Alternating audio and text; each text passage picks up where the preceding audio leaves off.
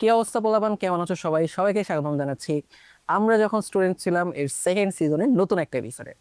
তো তোমরা জানো আমরা এই এপিসোডে হচ্ছে বা এই সিজনে আমরা কি করব, সেটা হইতেছে এসএসসির পরীক্ষার পরে আমরা যারা টিচার ছিলাম বা টিচার আছি তোমাদের, আমরা যখন স্টুডেন্ট ছিলাম তখন আমরা হচ্ছে কি করতাম, হ্যাঁ, কিভাবে হচ্ছে এই টাইমটাতে হচ্ছে আমরা সময় কাটাইছি, আমরা কি পাখিবাজি করছি নাকি হচ্ছে ঘোরাঘুরি করছি না কি করছিলাম, এই ব্যাপারগুলো নিয়ে হচ্ছে কথাবার্তা বলবো। এবং আজকে আমাদের সাথে গেস্ট হিসেবে হচ্ছে আছে তোমাদের সবার প্রিয় নাইম ভাইয়া। কেমন আছেন ভাই? আলহামদুলিল্লাহ ভালো আছি। কি অবস্থা তারিক, কেমন আছো? এই তো আছি আলহামদুলিল্লাহ। ভাই, প্রথমে হচ্ছে প্রশ্ন, আপনি বলেন, আপনি কি মনে করতে পারেন যে কত সাল আগে আপনি হচ্ছে এসি পরীক্ষা দিয়েছেন? বলেন তো দেখি। মানে বুড়া বানাই দিচ্ছে আমি। ভাইয়ের চুলগুলো দেখে তোমরা বুঝতে পারতেছো, হ্যাঁ, ঠিক আছে, ভাই অনেক আগে দিছে, ঠিক আছে, মনেও করতে মনে পারতেছে। 2014 সালে মনে এই যে দেখছো, একদম গুনে গুনে চিন্তা ভাবনা 14 করছে। সালে এত না, সালে 15 জন্ম। 15 সালে। ও আচ্ছা, এবার দেখছো, এই যে বলে মনে আছে এখন যে 15 সালে পরীক্ষা দিচ্ছি। 15 সালে আবার কলেজেও ভর্তি হয়েছে আর কি। আচ্ছা আচ্ছা, তাহলে বলেন ভাই, ওই সময় হচ্ছে আপনার মানে কি রকম হচ্ছে টাইম কাটতেছিল যদি স্পেসিফিক্যালি বলি। এখন হচ্ছে স্টুডেন্টরা হচ্ছে যে অবস্থাটাতে আছে, ওরা হচ্ছে রিটেন শেষ করলো, ঈদের একটা গ্যাপ পাইছে। নর্মালি এটা কিন্তু হয় না, না। রিটেনের পর পরে হচ্ছে প্র্যাকটিক্যাল শুরু হয়ে যায়। এবার হচ্ছে আমরা দেখলাম যে একটা হচ্ছে গ্যাপ পাইছে ঈদের, এরপরে হচ্ছে প্র্যাকটিক্যাল পরীক্ষা টরীক্ষা হচ্ছে চলতেছে, অনেকের দেখা যাবে হচ্ছে শেষ হয়ে যাবে। আপনার হচ্ছে ভাই ফার্স্ট স্কুলের কথা একটু গল্প বলেন তো, আপনি কোন স্কুলে ছিলেন এটা একটু বলেন। আমার স্কুল ছিল হচ্ছে থানাহাট AU পাইলট উচ্চ বিদ্যালয়। হুম। এটা হচ্ছে কুড়িগ্রাম জেলার চিলমারি থানায় অবস্থিত। আচ্ছা। তো স্কুলের যদি এক কথায় বলি যে রেগুলার তো স্কুলে যাইতাম না, হুম। আসলে রেগুলারলি স্কুলে ক্লাসও হইতো না। হুম। তো পরীক্ষা টরীক্ষা দেওয়ার শেষ করার পরে তখন ভাবলাম যে কি করা যায় জীবনে আর কি। হুম। তো বড় ভাইদের কাছে যেটা শুনলাম, পরীক্ষা দেওয়া যাবে হচ্ছে নটরডেম কলেজে, এটা একটা। আর ঢাকায় ভালো কলেজ আছে, ভালো কলেজ বলতে যেটা বুঝি রাজুক উত্তরা মডেল হুম। হাই স্কুল অ্যান্ড কলেজ, যেটা এটা। হুম। তখন একটা টার্গেট হইলো যে ও আমাদের সময় থেকে মনে হয় প্রথমবার এইটা আসলো যে কলেজ চয়েস দিতে হবে আর হুম। কি। হুম। 2015 সাল থেকে, আমি হ্যাঁ ভুল না করে থেকে এটা। হ্যাঁ হ্যাঁ হ্যাঁ। তখন কলেজ চয়েস দেওয়া যাবে আর পরীক্ষাও দেওয়া হুম। যাবে। হুম। তো তখন ভাবলাম যে ঢাকায় আবার বোনের বাসা, তো বোনের বাসায় ঘুরতে যাই, এক ঢিলে সব পাখি মারা যাবে। বোনের বাসাও ঘোরা যাবে, হুম। হুম। আবার হয়তো বা নরডেমের চিন্তাটাও করা যাবে, আর হয়তো বা একটু রাজ্যকেও দেখা যাবে আর কি, এরকম। হুম। তখন প্রথমবারের মতো ঢাকা আসি, হুম। হুম। বোনের বাসায় মজা করি, এরকম আর কি। তো আচ্ছা প্রথম জাস্ট মজা করার জন্য আসা, তারপরে বাকি ডিসিশন গুলো আসলে নিতে হয়েছিল। আচ্ছা আচ্ছা। ভাইয়া তাহলে এখন হুম। ওই স্কুল থেকে যখন হচ্ছে আমি পরীক্ষা দিবেন তখন ওইখানে হচ্ছে আপনাদের প্র্যাকটিক্যাল পরীক্ষা নিয়ে কিরকম সিচুয়েশন ছিল? অনেস্টলি বলবেন, অনেস্টলি। একদম আনফিল্টার্ড যদি বলি, Unfiltered। যে প্র্যাকটিক্যাল তো হাতে কলমে করতে হয় নাই। হ্যাঁ। হ্যাঁ, একটু হাতে কলমে লেখা বলতে যেটা লিখছি সেটা শুধুমাত্র হায়ার ম্যাথটা, যেটা এইটা স্যাররা একদম চারকোনা টেবিলে করে বসায় লিখতে হয়েছিল আর কি। ওটা হাতে একদম ফেয়ারলি লিখছি। ওটা আসলে ভাই চাইলে হাতে লেখা যায় মানে, কারণ ওটাই নিজেতে টেল করা যায়, কম্পাস টম্পাস হ্যাঁ, ব্যাপটা দিয়ে হচ্ছে তো করা যায়। ওইটাই শুধু করছি, কিন্তু এর বাইরে হচ্ছে ফিজিক্স, কেমিস্ট্রি, বায়োলজি, এটা আসলে মানে এটাতে কিছু খরচাপাতি থাকে।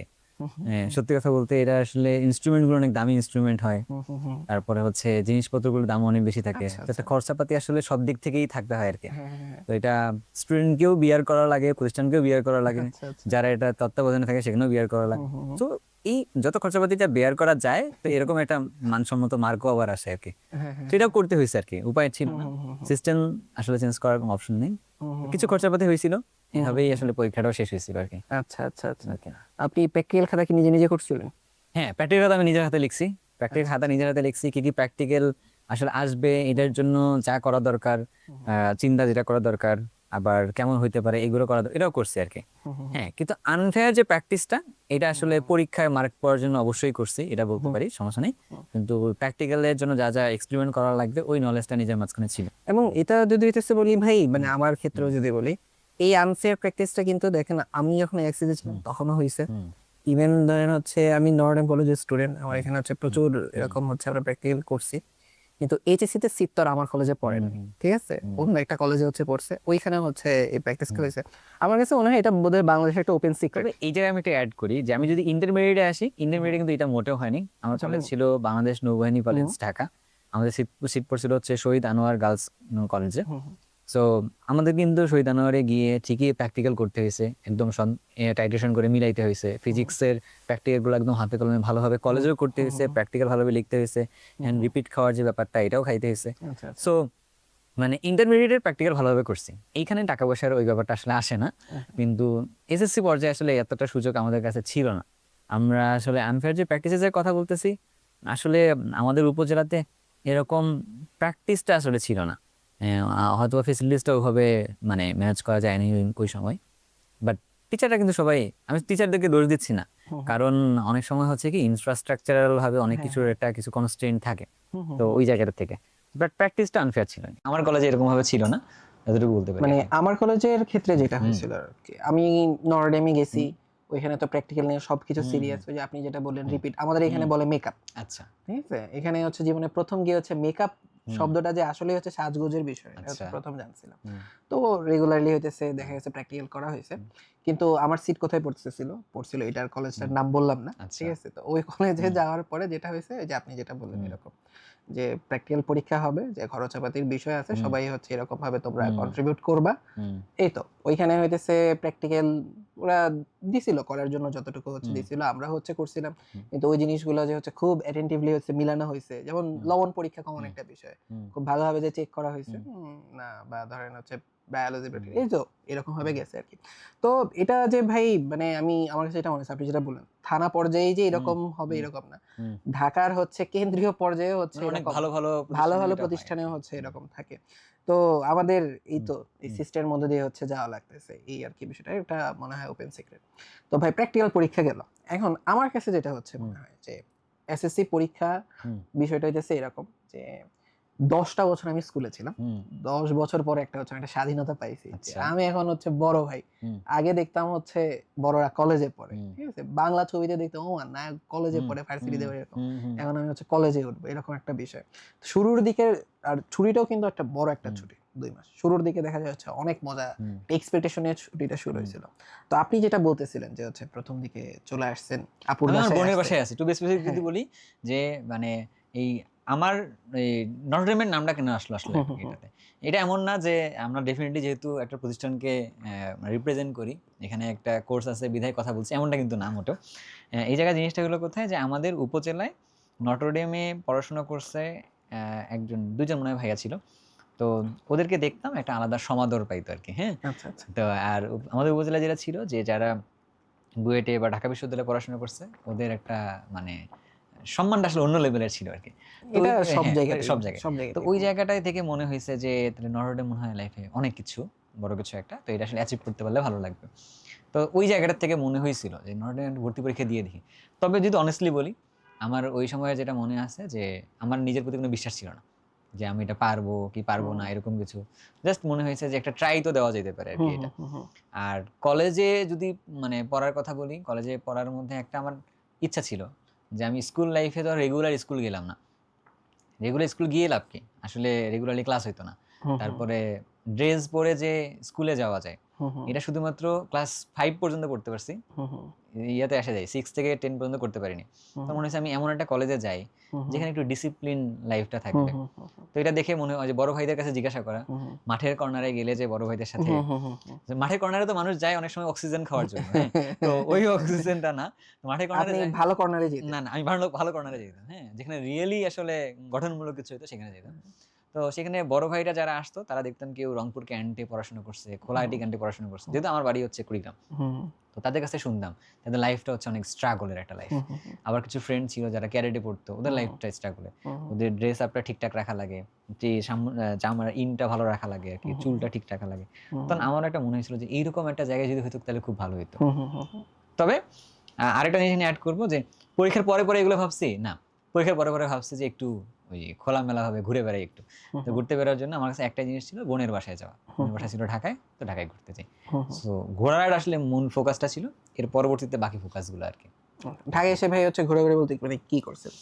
কোনো জায়গায় কি ঘুরতে গেছেন বা কোনো কিছু ভালো লাগছিল তখন, বা এরকম কোনো কিছু কিনা? আমি যদি বলি যে ঢাকায় এসে আমি যেটা করছিলাম 2015 সালের ঘটনা, যতটুকু মনে করতে পারি, হ্যাঁ, এটা কিন্তু আমি আমি জানি, মানে আপনি বুড়ো হয়ে গেছেন, মানে মনে তুই কিন্তু পড়বে না আমাকে এটা সবকিছু। আগে বলিস নাই যে হচ্ছে যে ভাই আমরা কি কি নিয়ে আলোচনা করবো আর কি। না, So এটা that's why এটা আমার বলবো না মনে আমি করে করে কখনো। বলতে হইতেছে। হ্যাঁ, মনে করেই আমি যখন বলেন। এখানে আসছি বোনের বাসা, আমার বোনের বাসা তখন ছিল টঙ্গীতে। তো তখন আমার দুলা ভাই আমাকে একটা জিনিস বলছে, তুমি যদি ঢাকা শহর চিনতে চাও, তাহলে তুমি ঢাকা শহরে ঘুরে আসবা, বাট বড় বড় সাইনবোর্ড গুলো খেয়াল করবা। তো ওই নামগুলা তোমার মাথার মধ্যে সুন্দরভাবে থাকবে, চাকচিক্যময় সাইনবোর্ড গুলো আর কি। তখন আমি যদি একটু হ্যাঁ, অ্যাড করি, এখন দেখা যায় আমরা ঢাকা শহরে ঘুরতে বের হইলে হ্যাঁ, আগে গুগল ম্যাপ ওপেন হ্যাঁ, করি, হ্যাঁ, যে ভাই এটা কোন দিকে যাব, কেমনে কেমনে যাওয়া যায় না যাওয়া যায়? তখন তো বোধহয় গুগল ম্যাপ না ছিল না না, না কোনো না কিছুই ছিল না। তো তখন আমাকে ঘুরতে যাবে এরকম বললো। বলে তো ভাই কিন্তু প্রাগৈতিহাসিক যুগের মানুষ, ঠিক আছে? বুঝতেই পারতেছো। হ্যাঁ, না এটা বলা যেতে পারে। তো তখন আমার সাথে আমার একজন কাজিনকে দেওয়া হয়েছে, তোকে ঘুরে নিয়ে আসতে হবে। উনি আমাকে ঘুরতে নিয়ে গেছে। ঘোরার জন্য আমাকে কোথায় কোথায় নিয়ে গেছিল, আমাকে হচ্ছে যে শাহবাগের ওই মোড়টা দিয়ে যে যায়, হুম, হুম, বাস থেকে দেখাইলো যে ওইটা হচ্ছে শিশু পার্ক। হুম, হুম, হুম, হুম। মানে একটা শিশু পার্ক আছে, হ্যাঁ, হ্যাঁ, জীবনে আমি হ্যাঁ। যাই নাই, হ্যাঁ, হ্যাঁ, হ্যাঁ। শুনছি ওটা একটা শিশু পার্ক। এটা একটা, তারপরে হচ্ছে এইটা হচ্ছে বিজ্ঞান মানে জাদুঘর একটা আছে, হ্যাঁ, হ্যাঁ, হ্যাঁ দাদা। ওখানে জাদুঘরের ভিতরে আমি ঢোকা হয়নি হুম, হুম, হুম। এখানে। তারপরে আমাকে টিএসসি তে নিয়ে গেছিল আর কি। তো টিএসসির ওইখানে কয়েকটা মূর্তি ছিল মাথা ঢাকা। হুম, হুম, হুম। ওই ছবিটা আমার এখনো আছে মনে হয় হুম, হুম, হুম। প্রোফাইলে। তো মূর্তি আছে, তো ওইটাকে কি জায়গা বলে আমি এটা জানি না। আমি পরবর্তীতে ঢাকা বিশ্ববিদ্যালয়ে পড়ছি, ঠিক আছে, কিন্তু আমি ওই জায়গাটা খুঁজে পাইনি যে ওই জায়গাটা আসলে কোথায়। বাট হুম, ওইখানে গিয়ে ছবি তুলছিলাম। হুম, তো হুম, ওই ঢাকা বিশ্ববিদ্যালয়টা দেখছিলাম ওই ভাইয়ের সাথে ওই দিন আর কি। হুম, হুম, হুম, তো ঢাকা বিশ্ববিদ্যালয়ে গেছি মূলত, তাহলে বাস থেকে শিশু পার্ক দেখলাম। হুম, হুম, তারপরে হচ্ছে এদিকে জাদুঘরটা সম্পর্কে বাস থেকে দেখলাম। আর যেহেতু ভিআইপি 27 বাসটার নাম ছিল, হুম, হুম, তার মানে ওই দিক থেকে হচ্ছে এই যে ধানমন্ডি 27, হুম, হুম, তারপরে এটা এই যে অঞ্চলটার নাম ধানমন্ডি, এটা সংসদ ভবন, এগুলো বাস থেকে এগুলো দেখছি আর কি। হুম, হুম, হুম। তো ঘোরাফেরা যদি বলি আমার কাছে এতটুকুই আছে, আর আচ্ছা, আচ্ছা। বাকিটা আপুর বাসায়। হুম, আর হুম, ঢাকা শহরে আমার কাছে এটা জিনিস মনে হয়েছে, এত বছরে ঢাকা শহরে থাকার পরে, ঢাকা শহরে প্রত্যেকটা মানুষ ব্যস্ত, যার জন্য হুম, ঘোরাফেরা বলতে আসলে বাসার ভিতরেই হয়। হুম, খুব হুম, কম আসলে বাইরে যাওয়া হয় আর কি। হুম, হুম, হুম। বাইরে খুব একটা ঘোরা হয়নি, এতটুকুই ঘোরা হয়েছে। আচ্ছা, তাহলে ভাইয়া ঘোরাফেরা হচ্ছে হইছে। হুম, এতটুকু হইলো। হুম, এখন ঘুরতে ঘুরতে বা দেখা যায় ছুটি হুম, যাইতে যাইতে একটা টাইমে বোর্ড হয়ে যায় হুম, যে ভাল লাগে না। হুম, আর তো হুম। মানে আমার কাছে মনে হয় জিনিসটা অনেকটা এরকম, পারপোজ নাই কোনো। হ্যাঁ, হ্যাঁ, মানে হ্যাঁ। এসএসসি পর্যন্ত একটা পারপাস ছিল যে আমার এই পর্যন্ত আসতে হবে। এটা একটা ট্রু। টার্গেট ছিল, আমি এই কাজ করতে হবে আমি হুম, জানি। হুম, এখন ছুটি যখন শুরু হয়েছে তখন তো কি করব এটাই এখনো ঠিক করতে পারি না। ট্রু। তো আপনার কি এরকম কোনো সিচুয়েশনের মধ্যে পড়ছেন কিনা এই টাইমটাতে? বা আমি ওটা ১ম কিভাবে করছেন? আমি যদি ১ম কথা বা বলি কিভাবে যে নিজের গোলটা খুঁজে পেয়েছেন? আ আমার একটা মানে যখন আমি স্কুলে ছিলাম, হুম, তখন আমার একটা ছোট্ট একটা গোল ছিল। হুম, হুম, গোলটা হচ্ছে এরকম, আমার একটা ভালো ফলাফল হবে। হুম, আমি আমার নিজের লাইফটাকে এমন একটা জায়গায় নিবো, আমার আব্বা-আম্মার যে স্বপ্ন, সেই স্বপ্নটা পূর্ণ হবে। টু বি স্পেসিফিক মায়ের স্বপ্ন আরকি। হুম, হুম, কারণ আম্মু আমাদেরকে অনেক স্ট্রাগল করে একটা জায়গায় নিয়ে আসছে। হুম, হুম, তো আম্মুকে ভালো রাখতে পারলেই জীবন সার্থক, আর কিচ্ছু না আরকি। হুম, হুম, তা আম্মু তাহলে ভালো থাকবে কেমনে? আম্মুর ভালো থাকাটা হচ্ছে যে আমাদের চারপাশে বিসিএস ক্যাডার আছে, আবার ডাক্তার আছে, হুম, হুম, ওই পাশে দেখতেছি ইঞ্জিনিয়ার আছে। হুম, তো হুম, এরকম কিছু হইতে পারলে মনে হয় ভালো হবে আরকি। হুম, তো তখন পর্যন্ত স্বপ্নটা আসলে ঐরকম করে গুছায় দেখার সুযোগ আসলে হয়নি। হুম, হুম, তো তখন পরে ভাবলাম, যখন আপুর বাসায় যখন আসি, তখন একজন বলল যে একটু ইংরেজিটা শিখতে হবে। হুম, হুম, হ্যাঁ? তো তখন ঠিক আছে, স্পোকেনটা শিখতে হবে। এটা শেখার জন্য বই নিয়ে আসলাম হুম, বাসায়। দুলাভাই বই নিয়ে আসছে। তো হুম, সেই বইটা একটু দেখলাম, কেমনে গ্রামারগুলো ভালো শেখা যায়। হুম, হুম, তারপরে হচ্ছে যে আরেকটা মজার জিনিস হইছে। হুম, বাড়িতে ঢাকায় আসার আগ মুহূর্তে বাড়িতে যে কটা দিন ছিলাম, হুম, হুম। উপজেলায় কেমনে একটা ধুম পড়ে গেল, কম্পিউটার শিখতে হবে। হ্যাঁ। হ্যাঁ? তো একটা হচ্ছে আইটি মানে হুম, হুম, প্রশিক্ষণ কেন্দ্র এরকম আছে। হুম, হুম, হুম, ওখানে কম্পিউটার শিখতে হবে। ওখানে গিয়ে তখন ১,০০০ কি ৳১,৫০০ হুম, হুম, এরকম। তো আমরা ঠিক আছে, বন্ধু-বান্ধব যেহেতু গেছে, তো আমিও গেলাম ওখানে। তো গিয়ে কম্পিউটার শিখি, মানে টাইপ করা শিখি। হ্যাঁ? এই হ্যাঁ, যে হ্যাঁ। ওরা শিখায় হুম, যে কোন আঙ্গুলের মধ্যে কি থাকবে, হুম, হ্যাঁ, সামনে হ্যাঁ। কি, পেছনে কি, এরকম করে টাইপ শিখায়। মাস্টার না টাইপিং মাস্টার কি যেন হ্যাঁ, একটা হ্যাঁ, সফটওয়্যার এরকম ছিল থাকে। আরকি যে QWERT এরকম হুম, কিছু হুম, একটা। হুম, তো হুম। এরকম। ARDS কি হ্যাঁ, জানি এরকম তো একটা। এরকম কিছু একটা শিখলাম। হুম, মানে হুম, ওই সময় আমি ৮-১০ দিন এটা শিখছি আরকি। তখন একটা ওইটা শিখতে, শিখতে মনে একটা জিনিস মাথায় কি যে আমাদের তো আসলে স্বপ্ন ফিক্স থাকে না। হুম, হুম, আমাদের আসলে যাকে দেখি তার মতো হওয়ার স্বপ্নটা তৈরি হয়। হুম, যেমন আমার এলাকায় ছিল বুয়েটিয়ান, আমার এলাকায় ছিল ঢাবিয়ান, বা আমার এলাকায় ছিল ওই নটরডেমে পড়ছে, হুম, এরকম। তো আমার কাছাকাছি স্বপ্ন পূরণের মতো আছে নটরডেম হুম, হুম, যাওয়াটা। তো তার মানে এইটা হচ্ছে আমার তখনকার স্বপ্ন। হুম, হুম। যখন আমি টাইপিং শিখতে গেছি, তখন মনে হয়েছে যে আমি এইটা শিখে তো হ্যাঁ, হ্যাঁ। এরকম কিছুটা করে ফেলবো। টাইপে বস হয়ে যাবো। হুম, হুম, হুম। এখান দিয়ে নিয়ে গেলে ফ্রিল্যান্সিং করা যায় তখন। হ্যাকারম্যান, হ্যাঁ? হ্যাকারম্যান হয়ে যাবো। এটা এরকম হয়ে যাবো। তো এরকম একটা টার্গেট ছিল। এটা একটা। হ্যাঁ, হ্যাঁ। পরবর্তীতে যখন আবার এই যে স্পিকিংটা শিখতে গেলাম, হুম, হুম, স্পোকেন যে জিনিসপত্রগুলো শিখতে হয়, তখন মনে হলো যে আমি তো তাহলে অনেক সুন্দরভাবে কথা বলা শিখতে পারবো। হুম, হুম, মানুষকে তার সামনে দাঁড়ায় কথা বলতে পারবো। হুম, হুম, তো এরকমই একটা স্বপ্ন হুম, আসতো। তো হুম, স্বপ্নগুলো না ফ্লাকচুয়েট করতে বারবার। কখন কি করব, কখন না করব, এটা একটা। আর এরপরে যখন আমি ঢাকায় একটু সময় দিলাম, ওই সময়ে বেশ কিছু মানুষের সাথে আমার দেখা হয়েছে, যারা কিনা পলিটেকনিক থেকে পড়াশোনা করছে। হুম অ্যান্ড পলিটেকনিকে পড়াশোনা করে তারা একটা ভালো ভালো জায়গায় গেছে, হুম হুম অ্যান্ড ডিপ্লোমা পড়েও কিন্তু ভালো কেরিয়ার আছে। হুম হুম হুম এটা কিন্তু মানে মানে জানা যেতেই পারে। এবং পাশাপাশি হচ্ছে যে আমাদের উপজেলাতে আমি মানুষকে যেটা দেখি এসএসসির পরে 2টা ভাগে ভাগ হয়। কলেজে যায় একটা বড় অংশ, আরেকটা বড় অংশ আবার যায় হচ্ছে যে ডিপ্লোমাতে যায়। ডিপ্লোমাতে যায়। তো তখন পলিটেকনিকে করে ভালো করা যায় এটা আমি একটু এক্সপ্লোর করছিলাম। তখন একটা টার্গেট হয়েছিল যে আমিও তাহলে পলিটেকনিকে পড়বো, হুম পড়ার পরে ডিপ্লোমাটা কমপ্লিট করবো, অ্যান্ড করার পরে আমি ইয়েতে যাব, মানে বিএসসিটা করবো হচ্ছে ডুয়েট থেকে করবো আর কি। হুম হুম হুম তো তখন আমি তো ওই সময় বুঝি নাই যে ডুয়েট বুয়েট রুয়েট কুয়েট এগুলো হচ্ছে আলাদা এরকম করে কিছু আর কি। ইভেন টু বি স্পেসিফিক, বুয়েটের ফুল মিনিং এ বি মানে যে বরিশাল না, এটা আমি জানতাম না। আচ্ছা আচ্ছা আচ্ছা মানে এটা আমি ফার্স্ট ইয়ারের পরে এসে জানছি বি মানে যে বরিশাল না, এটা বাংলাদেশ। আচ্ছা আচ্ছা না, এটা তো হওয়া উচিত তাই না, যে চুয়েটে যদি চট্টগ্রাম হয়, কুয়েটে যদি খুলনা হয়, ডুয়েটে যদি ঢাকা হয়, হুম, হুম। তাহলে বিতে কি হবে? এবার আমার হ্যাঁ, আমার একটা এক্সপিরিয়েন্স শেয়ার হ্যাঁ। করি, যেটা হচ্ছে আমি সবার সাথে করি না নরমালি। আমার তো আমার মেডিকেল তো নাম হচ্ছে sir Salimullah medical college. Mitford. হ্যাঁ, মিটফোর্ড হাসপাতাল। আচ্ছা, হাসপাতালের নাম মিটফোর্ড। আগে আমরা যেটা মিটফোর্ড জানি আর হাসপাতাল, কি। হ্যাঁ, হ্যাঁ। আগে মিটফোর্ড হাসপাতালেরই ছিল। পরে তো হচ্ছে মেডিকেল কলেজ বা হাসপাতাল sir Salimullah medical college, Mitford হাসপাতাল। এখন পুরা নাম এটা একসাথে। তো আমি তখন মাত্র মিটফোর্ডে চান্স, মানে স্যার সলিমুল্লাহতে চান্স আচ্ছা, পাইছি, রেজাল্ট হয়ে গেছে। তো আমার হচ্ছে খুব মেন্টর টাইপ একজন মানুষ ছিল। হ্যাঁ। আমি জানতাম উনিও সলিমুল্লাহতে পড়ে। উনি মেইনলি হচ্ছে আমাকে খুব গাইড করছে সব দিক থেকে। তৌফিক ভাই সব গাইড করছে, সব কিছুতে হচ্ছে হেল্প করছে অনেক। তো ভাইকে হচ্ছে রেজাল্ট পাওয়ার পরেই আমি বোধহয় হচ্ছে সেকেন্ড পার্সন যাকে আমি ফোন দিয়েছিলাম সেটা হচ্ছে ভাই, যে ভাই আমার তো এরকম হচ্ছে হয়ে গেছে এরকম। তো তখন ফেসবুকে অ্যাকাউন্ট খুললাম, ঢুকলাম, ঢুকে দেখি ভাইয়ের হচ্ছে নামের এখানে হচ্ছে লেখা আছে ইন্টার্ন এট মিটফোর্ড হসপিটাল। আমি কি আই হাই রে ভাই, মিটফোর্ড হাসপাতাল বিদেশি একটা হাসপাতাল, এটা তো নিশ্চয়ই স্কয়ার এবার গিয়ে একটা কিছু একটা হবে, এই হাসপাতালে হচ্ছে ভাই চাকরি করে, এই ভাই তো সেরা। পরে জানলাম যে আমার মেডিকেলে নামি হয়েছে মিটফোর্ড হাসপাতাল। তো এটা আমি মেডিকেলে চান্স পাওয়ার পরে জানছি। তো এটা অনেক সময় দেখা যায়। তো আমার কাছে মনে হচ্ছে ভাই এই ব্যাপারগুলোতে হচ্ছে মনে হয় একটা ব্যাপার ঘুরে ফিরে আসে, সেটা হইতেছে যেমন আপনার ক্ষেত্রেও বলা যায় কিছুটা, আমার ক্ষেত্রেও বলা যায় যে আমরা অনেক সময় দেখা যায় হইতেছে কোন দিকে যাইতেছি প্রপারলি হচ্ছে অনেক সময় ঠিকমতো জানিও না, যে হচ্ছে কি যাইতেছি কেন যাইতেছি, জাস্ট দেখি সবাই যাইতেছে। এটা একটা জিনিস অ্যাড আমরা করি, যাইতেছি। একটা জিনিস ছোট অ্যাড করি। মানে যারা বর্তমান 9-10 লেভেলে আছে, এন্ড ম্যাক্সিমাম 9-10 লেভেল স্টুডেন্টরাই বা ইন্টারমিডিয়েট অনেকও পার করে গেছে, আমাদের নিজস্ব কোনো স্বপ্ন থাকে না। না। আমরা আসলে ম্যাক্সিমামই মনে হয় 90% এর বেশি বাবা মার অপূর্ণ স্বপ্নটাই পূরণ করি।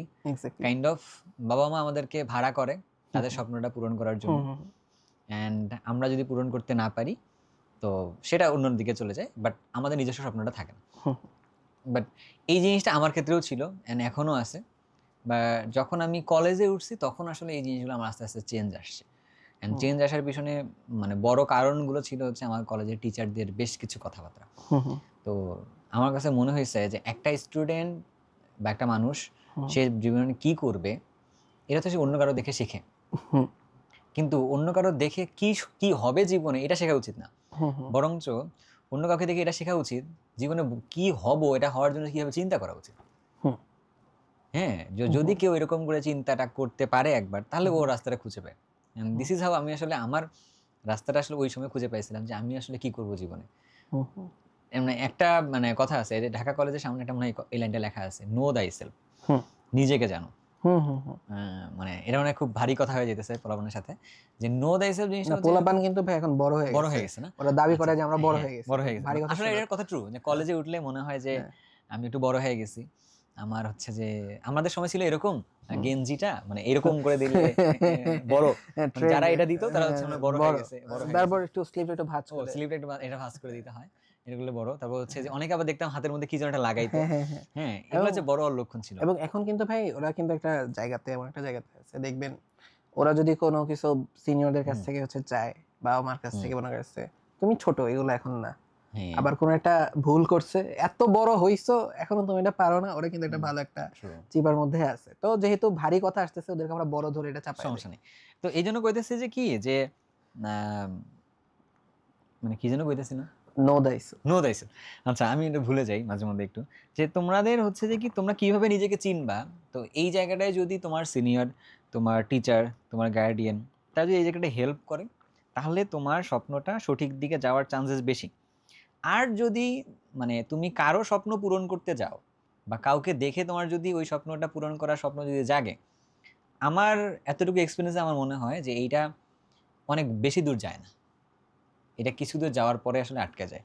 সো এখন কোনো প্রতিষ্ঠানে চান্স পাওয়াটা এটা তোমার জীবনের স্বপ্ন না, এটা হচ্ছে তোমার জীবনে যে স্বপ্নটা আছে সেই স্বপ্ন পূরণ করার জন্য একটা দুইটা সিঁড়ি, একটা স্টেশন, তাই না? একটা এটা একটা ফেজ। হ্যাঁ, যদি আমি আজকে ওই সময় মনে হইতো যে আমার চিলমারিতে কোনো একটা কলেজে পড়তেছি, আবার আমি যদি রাজুকে পড়ি, আমি যদি নরডেমে পড়ি, তিনটার মধ্যে খুব বেশি পার্থক্য না। পার্থক্যটা হচ্ছে কোথায়, যে মানে নরডেমের পরিবেশটা আমাকে এমনভাবে ফেসিলিটেট করতো আমার জন্য হয়তো বা স্ট্রাগল করাটা ইজি হইতো। আমি রাজুকে পড়লে ওই স্ট্রাগল করাটা একটু হার্ডার হয়তো বা আমি যদি চিলমারিতে পড়তাম হয়তো অনেক বেশি হার্ডার হইতো, বাট ইম্পসিবল হইতো না যে আমি আমার স্বপ্নের জায়গাটায় পৌঁছানোর মতো করে। তার মানে এই যে ছোট ছোট কিছু ক্লিয়ার ডিস্টিংশন আছে, এই জিনিসগুলো আমার কাছে মনে হয়েছে এই সময়টার মধ্যে, যেহেতু তুই বললি যে এরা বড় হয়ে যাচ্ছে এই বাচ্চা কাচ্চা মানুষগুলা, সো ওদেরকে এই মাথায় মধ্যে এই জিনিসগুলো ঢুকানো দরকার, ঢুকাইতে পারলে বরঞ্চ ভালো। আমাদের আলোচনার মধ্যে যদি আজকে এই জিনিসগুলো আসে আরো তো খুশি হব, আমাদের মনে হয় ঠিক দিকে আমরা আগাচ্ছি। আমি আবার কমফোর্ট জোনে এবার চলে আসছি। হ্যাঁ হ্যাঁ, হ্যাঁ, আমাদের এরকম কথাবার্তা হচ্ছে দরকার, হ্যাঁ হ্যাঁ কথাবার্তার দরকার। কারণ বিষয়টা হচ্ছে কি, হুম আমার কাছে যেটা মনে হয়, এখন ওরা আসবে হুম সিনিয়রদের কাছ থেকে হচ্ছে, যেমন আমি ওদেরকে কি বলবো হুম কিভাবে মেডিকেলে চান্স পাইতে হয়, True. আপনি কিভাবে বলবেন যে কিভাবে হচ্ছে হুম বুয়েটে চান্স পাইতে হয়, ডিউতে চান্স হুম পাইতে হয়, এই গাইডলাইন গুলো হচ্ছে দিবেন। কিন্তু জিনিসটা হইতেছে এই গাইডলাইন গুলো ইজি হুম অ্যাভেইলেবল, হুম ইউটিউবে হচ্ছে অনেক কিছু পাওয়া যায়, কিন্তু এই কথাগুলো হচ্ছে কেউ কখনো নর্মালি হচ্ছে বলে না। হুম আসলে বলে না, হয়তো ইচ্ছা থাকে বলার সুযোগও কিন্তু হচ্ছে পাওয়া যায় না, ক্লাসের মধ্যে পড়াই কুল পাওয়া যায় না কখনো হচ্ছে বলবো, কিন্তু এই কথাগুলো কিন্তু হচ্ছে লাইফে খুবই ইম্পর্টেন্ট। পার্সোনালি যদি হচ্ছে মানে, যদিও হচ্ছে হোস্ট হিসেবে কথা বলা এত উচিত না, কিন্তু আমি বলি একটু কথা। পার্সোনালি আমার কাছে মনে হয় একটা স্টুডেন্ট যখন আমাকে হচ্ছে, অনেকে তো মেসেজ দেয় যে ভাইয়া ক্লাসটা অনেক ভালো লাগছে, হুম এই ক্লাসের ভিডিও দিয়েন, বা আপনার হুম ক্লাস অনেক ভালো লাগে, এটা এর থেকে হচ্ছে ভালো লাগে যে ধরেন কোনো খোঁজ খবর নেই, 2 বছর পর একটা স্টুডেন্ট হচ্ছে মেসেজ দেয় যে ভাইয়া আপনার ক্লাস তো হচ্ছে আমি এসিতে করতাম, পরে এইভাবে এইচএসিতে করছিলাম, তারপর হচ্ছে আপনার এই গাইডলাইন গুলো হচ্ছে পাইছি, বা এখন হচ্ছে আমি এই জায়গাতে আছি। এই যে হচ্ছে লাইফে যে একটা ইম্প্যাক্ট রাখার যে হচ্ছে বিষয়, হুম যে হচ্ছে কাউকে আমি কোনো একটা দিকে গাইড করতে পারছি বা কোনো দিকে হচ্ছে মোটিভেট করতে পারছি, এটা কিন্তু হচ্ছে ভাই অনেক গুরুত্বপূর্ণ অনেক একটা বড়। ব্যাপার। আর আরেকটা বিষয় হইতেছে, এই যে একটা বিষয় বারবার হইতেছে, ওরা আমাদেরকে দেখে যেটা হচ্ছে মনে হয় একটা হচ্ছে একটা গ্ল্যামারাস ওয়ার্ল্ডে আমরা আছি, ভাই সেরা, মেডিকেল সেরা, বুয়েট সেরা, ডিউ সেরা, ঠিক আছে, এইটার এই পাশে মানে যে মোমবাতির নিচেও তো হচ্ছে অন্ধকার থাকে, এই জিনিসটা নিয়ে হচ্ছে কিন্তু কেউ এরকম কথাবার্তা বলে না। তো সবারই হইতেছে ডিসিশন নিতে হবে, মানে আমি হচ্ছে কারো কাছ থেকে ভাই এটা করছে আমি এটা করবো এরকম না, ভাই এটা এই অবস্থাতে ছিল, এই ডিসিশন নিছে, আমার সিচুয়েশন এরকম, এই ডিসিশন, এই ক্যাপাবিলিটি ওদের এখন গ্রো করা উচিত। এতদিন তো বাবা মা মুখে মুখে খাওয়াই দিছে। এই জায়গায় একটা একটা কথা বলি, আবারও বলি, তাহলে হচ্ছে যে আহ, বাচ্চাদের মানে আমি বাচ্চা বাচ্চা বলতেছি বারবার, কারণ তোমরা আসলে আমার থেকে বয়সে প্রায় 10 বছর তো ছোট হওয়া উচিত মানুষ, গুনেন না ভাই, কারণ গুনেন যেহেতু না। 15 সাল থেকে এখন দেশ 10 বছর ছোট হওয়া উচিত। ওই জায়গাতে যেটা বলবো যে কিছু দোষ আসলে তোমাদের ঘাড়েও নিতে হবে, হ্যাঁ, and কিছু দোষ তো আমাদের ঘাড়েও আছে, যে এই কথাগুলো তাহলে কিভাবে একটা মানুষ ডিসিশন মেক করে কোনো একটা জায়গায় যাওয়ার জন্য, কোথাও পড়ার জন্য, কিভাবে কোন কলেজে যায়। বিশ্বাস করো যে ম্যাক্সিমাম মানুষ আসলে বাই চয়েস যায়নি, ও হচ্ছে যে পড়তেছিল, ও ভালো করছে, ও ভালো করতে করতে যে জায়গায় দাঁড়াইছে ও ওই জায়গাটা নিজে এলাকা মনে করে নিছে আর কি, এরকম ভাবে।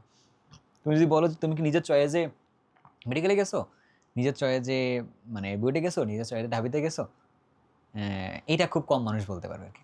ও ভালো ফলাফল করতো, ভালো ফলাফল দিয়ে ওই জায়গাটা যাইতে পারছে, এভাবে গেছে। তাহলে এখান থেকে একটা পয়েন্ট আউট আসে যে আমাদের গার্ডিয়ানরা বা আমাদের টিচাররা বা আমাদেরকে যাদের সলা পরামর্শ যারা দেন, তো তারা আসলে এনাফ রিসোর্সফুল না, হ্যাঁ। আর রিসোর্সফুল হয়তো অনেকে আছে, থাকার পরেও তারা আসলে ওইটা রিসোর্স থেকে তথ্যগুলো দিচ্ছে না। সাপোজ আমি ধরলাম আমি নিজেকে এই মুহূর্তে অনেক কুতুব দাবি করতেছি, আমি অনেক রিসোর্সফুল একজন ব্যক্তি, তা আমি আসলে কি করব তোমাদের জন্য একটা সার্ভিস ডিজাইন করার সময়। গতকাল রাতের একটা ঘটনা বলি, তাহলে আরো একটু ক্লিয়ার হবে তোমাদের দোষটা কোথায় আসলে, খুব ভালো করে শুনবে, এটা তোমাদের দোষ। একজন স্টুডেন্ট আমাকে, আমার যেহেতু সাথে কন্ট্যাক্ট করাটা খুব ইজি, আমার হোয়াটসঅ্যাপ নাম্বার সবার কাছে ওপেন, আমার কাছে রেস্টুরেন্ট কল দিছে রাত্রে 12টার পরে, রিসিভ করছি, তো আপু আমার পাশে, তখন ভোরে বলতেছে যে ভাইয়া আপনি আমাকে বলেন যে এইচএসসি পরীক্ষা তো সামনে, আমাদের জন্য অমুকে হচ্ছে যে এতটা সৃজনশীল একটা শীট দিছে, ভাই এখান থেকে এই শীটটা একটু কয়টা সৃজনশীল একটু দাগাই দিবেন কোনগুলো পড়বো। আচ্ছা আচ্ছা। তখন আমি শুধুমাত্র কিছু ওয়েট করলাম যে কি বলতেছে। হুম হুম একে তো হচ্ছে যে তাকে কয়েকটা সৃজনশীলের একটা শীট দিছে, হুম হুম এটা একটা মহাপাপ করে ফেলছে। হুম হুম। তার মধ্যে আবার সে কিছু কমাবে, সেটা আবার সে আমাকে দিয়ে করাবে। তো এই পাপটা আমার দ্বারা হচ্ছে না। তো আমি বললাম যে বাবা দেখো আমি এরকম টিচার না যে হচ্ছে কিনা তোমাকে এরকম কনসাইজ করে করে এটা দিয়ে দিব।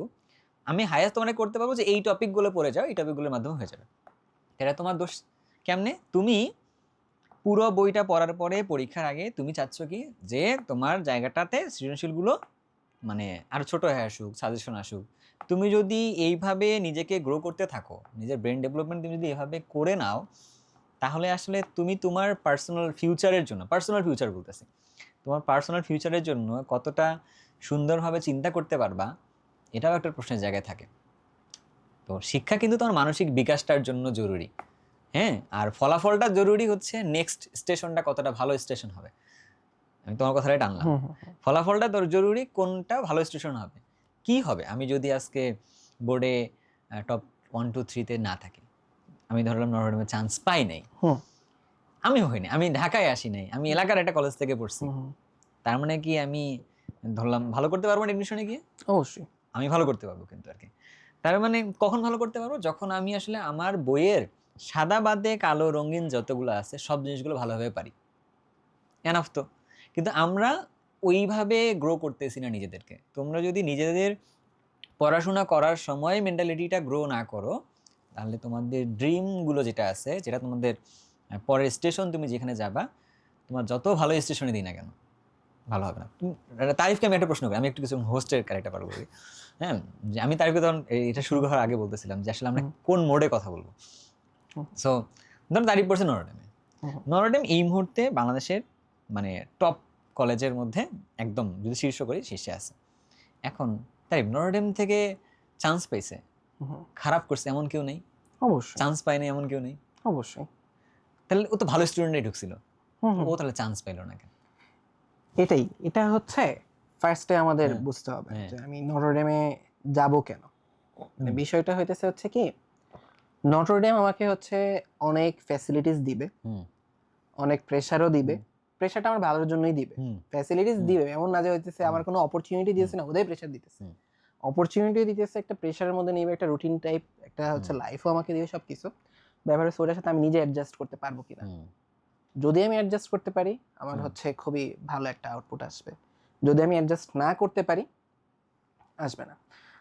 যেমন হচ্ছে বলি, নটরডেমের একটা হিউজ পোর্শনের পোলাপান আসবে ঢাকার বাইরে থেকে। ওকে, তো এই যে ঢাকার বাইরে থেকে পোলাপান আসতেছে ওরা নটরডেমে পড়তেছে, এখান থেকে কি বইটা চান্স পায় না? হুম, পায়। যেমন হচ্ছে মোস্ট নাম্বারটা কিন্তু অনেক হাই, বইটা অনেক চান্স পাওয়ার। হাই, হুম, 2008 হুম, সাল না 9 সাল আমার হুম, এক্স্যাক্টলি হুম, সালটা খেয়াল নাই, বইটা তো সিট কত 1000-এর হুম, মতো, তখন 700 না 750 স্টুডেন্ট ছিল নটরডেমের, আচ্ছা, বুয়েটে এরকম। হুম, রিসেন্টলি হচ্ছে আমাকে ওই দিন শাহতাও বলতেছিল হুম, লাস্ট কত হুম, সালে যেরকম হয়েছে হচ্ছে হুম, অনেক, এবং এভারেজে দেখা যায় যে হচ্ছে বুয়েটের 130 নটরডেম থেকে যায়, হ্যাঁ, ট্রু এটা। এরকম আর কি 300 350 400 হুম, ইজিলি হচ্ছে হুম, আসে। তাহলে এতগুলো স্টুডেন্ট সবগুলো তো নটরডেম, এই ধরেন 300 400 স্টুডেন্ট যদি হচ্ছে যায়, অর্ধেক তো অ্যাটলিস্ট ঢাকার বাইরে থেকে আসছে, ট্রু, কারণ এটা আপনি জানেন যে হুম, নটরডেমের হচ্ছে ম্যাক্সিমাম না অনেক পোলাপানি ঢাকার হুম, বাইরে থেকে আসে, হুম, ম্যাক্সিমাম পোলাপানি ঢাকার বাইরে থেকে আসে। এখন কথা হইতেছে আমাদের অন্য স্টুডেন্ট যারা আছে হুম, ঢাকার বাইরে থেকে যারা আসলো সবাই কি এরকম সাইন করতে পারে? হুম, পারে না। বিষয়টা হইতেছে যখন হচ্ছে আমি কলেজে আসতেছি, একটা ব্যাপার হচ্ছে আমি যেটা বিলিভ হুম, করি, আপনার যখন হচ্ছে ফ্রিডম আসবে, হুম, ফ্রিডমের সাথে আসে রেসপন্সিবিলিটি, ট্রু, হুম, ফ্রিডমের সাথে রেসপন্সিবিলিটি। এটা যখন হচ্ছে ওদেরকে একটু ভারী ভারী হুম, কথা বলা দরকার। দরকার, এই দরকার। কথাটা আমি যখন হচ্ছে হুম, ক্লাস 9-এ ছিলাম না হুম, 10-এ ছিলাম, তখন আমাকে আমার কেমিস্ট্রি টিচার বলছিল আচ্ছা, যে তোমরা চাও ফ্রিডম, হুম, কিন্তু তোমরা রেসপন্সিবিলিটি চাও না। হুম, এখন যে স্টুডেন্টটা হচ্ছে এখানে আসছে হুম, নরডেমের মতো একটা জায়গাতে আসছে, তার কিন্তু অনেক ফ্রিডম হুম, দেখা যায়, বিশেষ করে ঢাকার বাইরে থেকে যারা আসছে তাদের অনেক ফ্রিডম। ঢাকার ভেতরে যারা আছে তারা অনেক ফ্রিডম পাবে, কারণ দেখা যাবে সারাদিন পড়াশোনার মধ্যে হুম, আছে বা আমার হুম, অনেক পড়াশোনার স্কোপ দিবে। এখন কথা হইতেছে ওই ফ্রিডমটা ও হচ্ছে রেসপন্সিবিলিটি মেনটেন করতেছে কিনা। হুম, যদি এমন হয় যে বাবা মা তো হচ্ছে আমাকে কোচিং করার টাকা হুম, দিতেছে, হুম, ঠিক আছে, আমাকে সময় দিতেছে, এখন আমি হচ্ছে এটা কোচিং করব কিনা, বা আমি কোচিং না নর্মাল যে কোনো পড়াশোনায় করব কি করব না। আবার নর্ডাম আমি একটা ট্যাগ লাগাইতেছি, এটা আমি হচ্ছে এনজয় করবো, অবশ্যই এনজয় করবো, কিন্তু যদি এমন হয় যে আমি এই ট্যাগটা নিয়ে ঘুরে বেড়াইতেছি, এবং অনেকে কিন্তু এটাই নর্ডামে, আমার এক ফ্রেন্ড চান্স পাওয়ার পরে ও বলতেছিল যে যেদিন রেজাল্ট দিছে যে আমি নর্ডামে চান্স পাইছি, ওর ইচ্ছা হইতেছে ওই দিন হচ্ছে আমাদের সময় যে সময় রেজাল্ট হয়েছিল রোজার টাইমে ভাই, আমরা সেহরি খেয়ে ধরেন হচ্ছে ওয়েট করতেছি, তখন আমাদের সমকাল পত্রিকাতে রেজাল্ট দিত, অনলাইনে দিত। হ্যাঁ, তো সমকাল পত্রিকার কপি কখন আসবে গিয়ে দেখবো। তো আমার ওই ফ্রেন্ড বলতেছিল রেজাল্টটা দেখে এই ধরেন সেহরি খেয়ে এত মানুষজন ঘুমাতে গেল না, ও রাস্তায় গিয়ে দাঁড়ায় আছে, এত সুখ, রাস্তায় যেই যেতেছে পারলে ধরে আস করে, এই ভাই আমার জিগান আমি কই চান্স পাইছি, এরকম একটা হচ্ছে ফিল। এখন অনেকে দেখা যায় ওই মোমেন্টটা থেকে বের হইতে পারে না, আরে আমি তো নটরডেমিয়ান, আমার তো হয়ে যাবে, এবং এভাবে কিন্তু হয় যদি হচ্ছে আমরা আপাত দৃষ্টিতে বাংলাদেশের পার্সপেক্টিভে এটাই তো ধরা হয় যে হচ্ছে আমি শাইন করতেছি কিংবা করতেছি না, মানে ওই অ্যাডমিশন ফেজটা পর্যন্ত যদি বলি সাকসেসের ক্রাইটেরিয়া এইটাই যে একটা ভালো জায়গায় যেতে পারছি কিনা, অ্যাডমিশন ফেজ পর্যন্ত এটাই। তো ওই ক্ষেত্রে যদি হচ্ছে বলি ওই যে সেম জিনিস, যারা হইতেছে নিজে ক্যাপেবল থাকে, রেসপন্সিবিলিটি হচ্ছে খেয়াল রাখে, তারা হচ্ছে আসে। এই জায়গায় যদি ছোট করে যদি একটু বলি, এক কথায় এটা তোমার নিজের সব দায়িত্ব। এক্স্যাক্টলি, মানে এই জায়গাটায় তোমার আব্বা আম্মার দায়িত্বের থেকে বড় কথা এটা হচ্ছে তোমার নিজের দায়িত্ব। তুমি যত নিজে দায়িত্ববান হবা, তুমি যে জায়গার থেকে করো না কেন তুমি ভালো করতে পারবা। আর তুমি ধরো তুমি অনেক দায়িত্ববান একজন মানুষ এবং তুমি নরডেমও পেয়ে গেছো, বিশ্বাস করো তখন তুমি অনেক ভালো করে ফেলবা। এন্ড তুমি হচ্ছে অনেক দায়িত্ববান মানুষ, বাট তুমি হচ্ছে তোমার এলাকার কলেজটা পাইছো, তাও তুমি ভালো করতে পারো। সো সব কিছুর মধ্যে দাঁড়াচ্ছে নিজের দায়িত্বটার মধ্যে। সো এই জন্য তুমি পড়াশোনার ক্ষেত্রে তোমার যেমন নিজের দায়িত্ব, পাশাপাশি তোমার ড্রিমটার ক্ষেত্রেও তুমি কোনটাকে চুজ করবা। তুমি কি ইদার পলিটেকনিকে যাবা, তুমি কি এবার কলেজে যাবা, তুমি কি একটা ক্যান্ট কলেজে যাবা, নাকি তুমি আসলে সরকারি কলেজে যাবা, নাকি তুমি আসলে মানে এরকম ধরুন নর্ডেমে যাওয়া রাজুকের কথা চিন্তা করবা, তুমি আসলে কি চিন্তা করবা, এই জায়গাটাতে তোমার একটা ডেভেলপমেন্ট দরকার। তো আমার মনে হয় যে মানে আমি আমার ক্ষেত্রে একটা বলি দাঁড়িয়ে যে আমার নর্ডেমের ক্ষেত্রে ওই সময় যেটা হয়েছিল ওদের পরে আমরা তো ঢাকায় আসলাম, ঘোরাফেরা হলো, তো কিছুদিন পরে আমি আসলে কোথায় পরীক্ষা দেবো, আমার মনের মধ্যে আছে তো আমি নর্ডেমে ভর্তি পরীক্ষা দেবো অথবা আমি রাজুকে পড়বো। তো যদি একটা হাই হোপ, আমার পরিবার ওই সামর্থ্য নাই যে রাজুকে পড়াবে, রাজুকে পড়তে গেলে থাকা লাগবে, টাকা পয়সা কিন্তু অনেক লাগে, আমার যতটুকু মনে আছে। হ্যাঁ, ঢাকার মধ্যে যদি বলি, মানে যেহেতু টপিকটা আসলো, প্রাইভেট কলেজের মধ্যে মোস্ট প্রবাবলি সবচেয়ে কম খরচ হচ্ছে নরডেমে। আমি আমার দেখা মতো আমাদের সময় আমরা যখন ছিলাম বেতন মনে হয় 1000-এর মতো আশেপাশে হচ্ছে ছিল, 1000, আমার মনে হয় 1000-ই ছিল এরকম। আবার দেখা যায় তো হচ্ছে নর্মালি কি হয় প্রত্যেকটা কলেজে পরীক্ষার আগে কিন্তু হচ্ছে একটা পরীক্ষার একটা ফি নেওয়া হয়, যে অর্ধবার্ষিক বা বার্ষিক পরীক্ষার আগে যে কাগজ টাগজের ইস্যু আছে, নরডেমে কিন্তু এটা কখনো নিত না। শুরুতে যে হচ্ছে ভর্তির সময় যে একটা ভর্তি ফি নিত, ওটাই মাসিক একটা হইতেছে বেতন নিত, এতটুকুই। কিন্তু এখানে দেখেন রেগুলারলি কুইজ হইতো, ইয়া হইতো। আবার হচ্ছে যখন আমরা ভর্তি হইতাম তখন হচ্ছে 2টা শার্ট, 2 বছরের পুরো নরডেম লাইফে কত টাকা খরচ গেছে? তো ওইভাবে হচ্ছে হিসাব করেন যে হচ্ছে 1000 করে মাসিক বেতন, আমার যতদূর মনে আছে এরকমই হওয়ার কথা, একটু কম বেশি হইতে পারে, তাইলে 12 দুগুণে 24,000 এরকম হয়তো গেছে। আর হচ্ছে আবার আর কি গেল, ধরেন হচ্ছে ভর্তি ফি ছিল 10,000-এর আশেপাশে হবে, এটা আমার খেয়াল নেই, এরকমই হওয়ার কথা। 13,000 মতো ছিল এরকম। হ্যাঁ, এরকম আর কি। তাহলে ধরেন হচ্ছে 2 বছরে ফার্স্ট এর সেকেন্ড এর মিলে হয়তো হচ্ছে 20,000, তাহলে হচ্ছে এই তো 40-50,000-এর মতো হয়তো নরডেমকে দেয়া লাগছে, এরকম আর কি। তোমার যেটা খরচ গেছে আমার ধরো এর থেকে প্রায় 20,000 কম খরচ গেছে। কেন খরচ গেছে বলবো এটা। হ্যাঁ, যদিও আমি হচ্ছে বাংলাদেশ নৌবাহিনী কলেজে পড়ছি, তো এই জায়গায় একটা আমার মনে হয় এটা নিজের জীবনের গল্প না, এগুলো হচ্ছে তোমার নিজের ক্ষেত্রে এই জিনিসগুলোই ঘটবে। কারণ বিশ্বাস করো প্রত্যেক বছরই সবার সাথে সেম ঘটনাই ঘটে। এখানে আমার গল্প বা তারিখের গল্প আলাদা না, আমরা রিপ্রেজেন্ট করতেছি একটা জেনারেশনকে, প্রত্যেক বছরে এই ঘটনাগুলোকে রিপ্রেজেন্ট করতেছি। এখানে যেটা হয়েছিল যে কিছুদিন পরে আমার মনের মধ্যে আছে আমি নরডেমে ভর্তি পরীক্ষা দিব, নরডেমে এখন ফর্ম তুলতে হবে আর কি। আমার দুলাভাইকে বলছি, আমার দুলাভাই সব ফর্ম তুলতে গেছি। এখন কিন্তু ভাই অনলাইনে ফর্ম হয়, তখন কিন্তু লম্বা লাইন ধরা লাগতো, খেয়াল আছে কিনা? তো আমরা গেছি ওইখানে, সকালবেলায় গেছি, তো গিয়ে ফর্মটা তুলছি, তারপর ফর্মটা পূরণ করছি। কোন বিল্ডিং ছিল জানি না, এখানে ওই যে একটা করিডোর ছিল, করিডোরে বসে লিখতে হয় এরকম, দিয়ে ফর্ম পূরণ করে দিয়ে আসছি। তারপরে ভর্তি পরীক্ষার দিন ভর্তি পরীক্ষা দিতে গেছি। আমাদের উপজেলার থেকে আমরা প্রায় ভর্তি পরীক্ষা দিতে আসছি 6 জন কি 7 জন। সো আমার উপজেলা মিলিয়ে 6টা গোল্ডেন এ প্লাস পাইছি, তার মধ্যে আমি একটা ছিলাম, খুব ভালো লাগছিল। Congratulation, yes.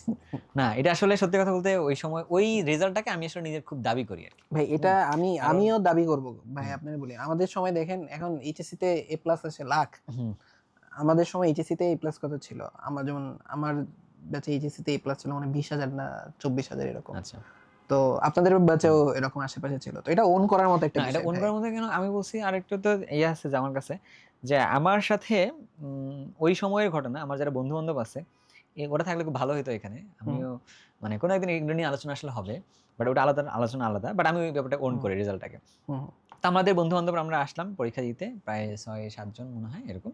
তো পরীক্ষা দিলাম, দেওয়ার সময় মানে পরীক্ষা মোটামুটি ভালোই হয়েছে। আমাদের সময় 50 মার্কের পরীক্ষা হইতো, রিটেন পরীক্ষাটা হয়েছে আর কি এখানে। আমার মনে আছে আমি হচ্ছে যে হাইয়েস্ট মানে 42 কি 43 মার্কের একটা মানে অ্যান্সার করে দিয়ে আসছি আর কি। সো আমি একদম বইয়ের উদাহরণ থেকেই ম্যাথ ছিল, ঠিক আছে। প্রশ্ন কিন্তু সোজা। আমি কিন্তু সবাইকে এটা বলি যে নটরডেম ভর্তি পরীক্ষার জন্য প্রিপারেশন আমার কাছে মনে হয় না যে খুব জটিল প্রিপারেশন। বইয়ের উদাহরণের ম্যাথ মানে আমার যেটা মনে হয়েছে, আমার এক্সপিরিয়েন্স থেকে বলছি, বইয়ের উদাহরণের ম্যাথ থেকেই প্রশ্ন আসছে। তবে একটা প্রশ্ন বাইরের থেকে ছিল যেটা বইয়ের মধ্যে ছিল না, সেটা হচ্ছে গ্লোবাল সল্টের সংকেত কি, সোডিয়াম সালফেট দর্শন পানি। এটা এইচএসসি কেমিস্ট্রি বই আছে, এইচএসসি কেমিস্ট্রি বই আছে, এসএসসি তে ছিল না। কি জানি একটা গ্রাফ আছে, দ্রাব্যতার এখানে এটা, হ্যাঁ দ্রাব্যতার এখানে। তো আমি ওই সময় জানতাম, আমার এখানে মনে আছে এটাতে। আমি পরীক্ষা দিয়ে আসছি, পরীক্ষা দেওয়ার পরে আমি জানি না কি হবে।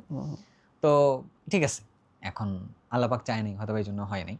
না এটা আমি টোটালি ভাই এগ্রি করি। নটরডেমে যে কে চান্স পাবে কে পাবে না কোনোভাবে এটা আগে থেকে আমি পরীক্ষা দিছি, পরীক্ষা দেওয়ার পর আমাদের পরীক্ষা দিনে ভাইবা হইতো ওই সময়।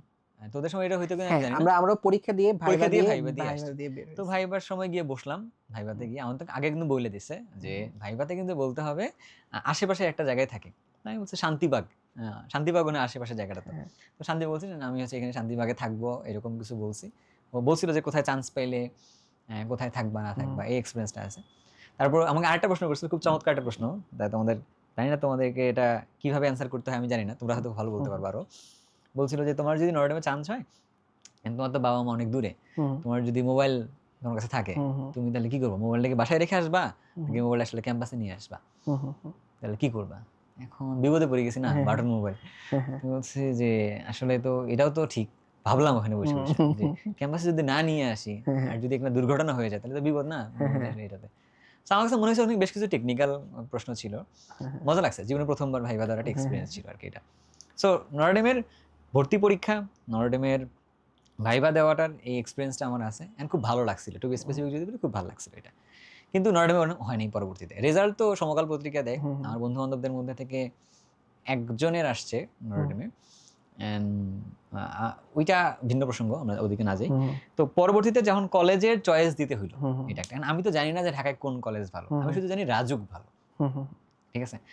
এখন কলেজ চয়েস দিতে হবে, এন্ড কলেজ চয়েস দেওয়ার সময় আমার দুলাভাই হচ্ছে পেপার কাটিং নিয়ে আসছে, পেপার কাটিং এ নিয়ে আসছে নৌবাহিনীতে অফিসার র্যাঙ্ক, যেটা মনে হয় এটা কি সেকেন্ড লেফটেন্যান্ট বা এরকম কিছু একটা, যেগুলোতে যাওয়ার জন্য আইএসএসবি পরীক্ষায় সরাসরি বসা যাবে যদি কেউ নৌবাহিনী কলেজে পড়াশোনা করে থাকে। তো ওই পেপার কাটিংটা নিয়ে আসে, আব্দুল্লাহ ভাই আমার এসে বললো যে এটা করা যায়।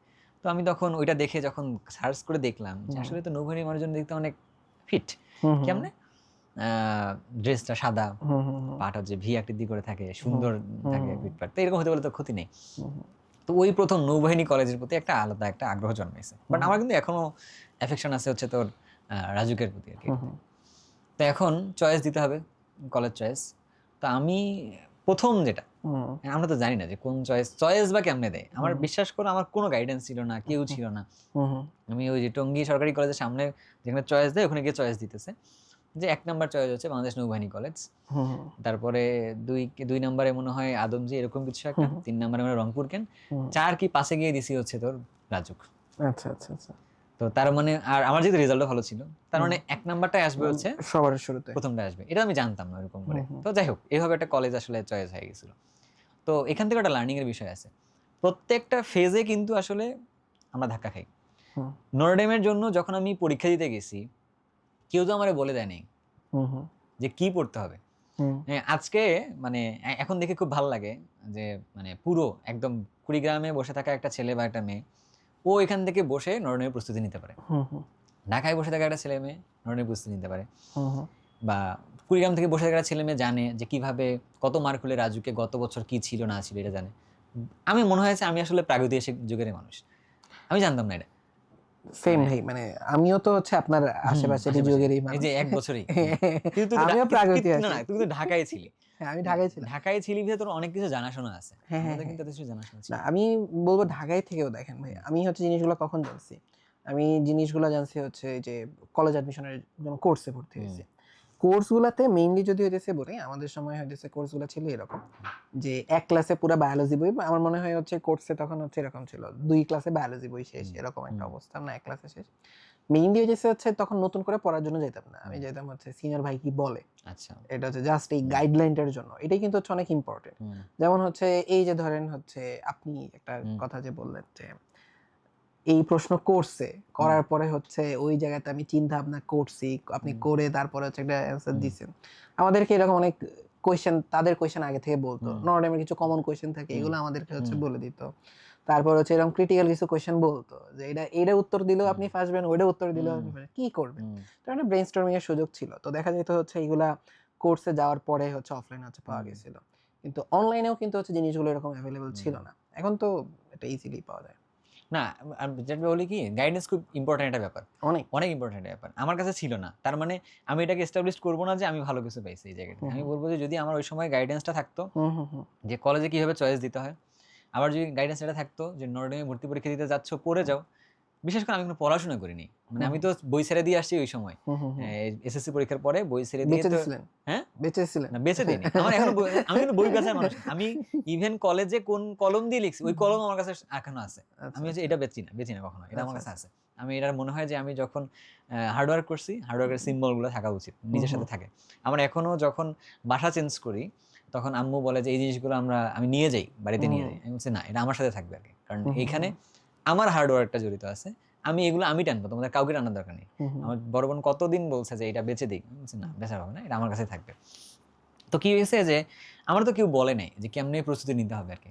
আমার ওই মানে একটা এখানে ব্যাপারও আছে আবার, যে সবার কাছে গাইডেন্সের জন্য গেলে আবার সবাই কিন্তু দেয় না। না। এখানে এটা একটা এটাও একটা তোমাদের শিক্ষার কথা বলি, যে সবার কাছে গাইডেন্স খুঁজতে যাবে না, কারণ সবাই আসলে তোমাকে গাইডেন্সটা দিবেও না। আর কেউ কেউ তোমাকে হয়তো বা একটু ভাব দেখাবে আর কি।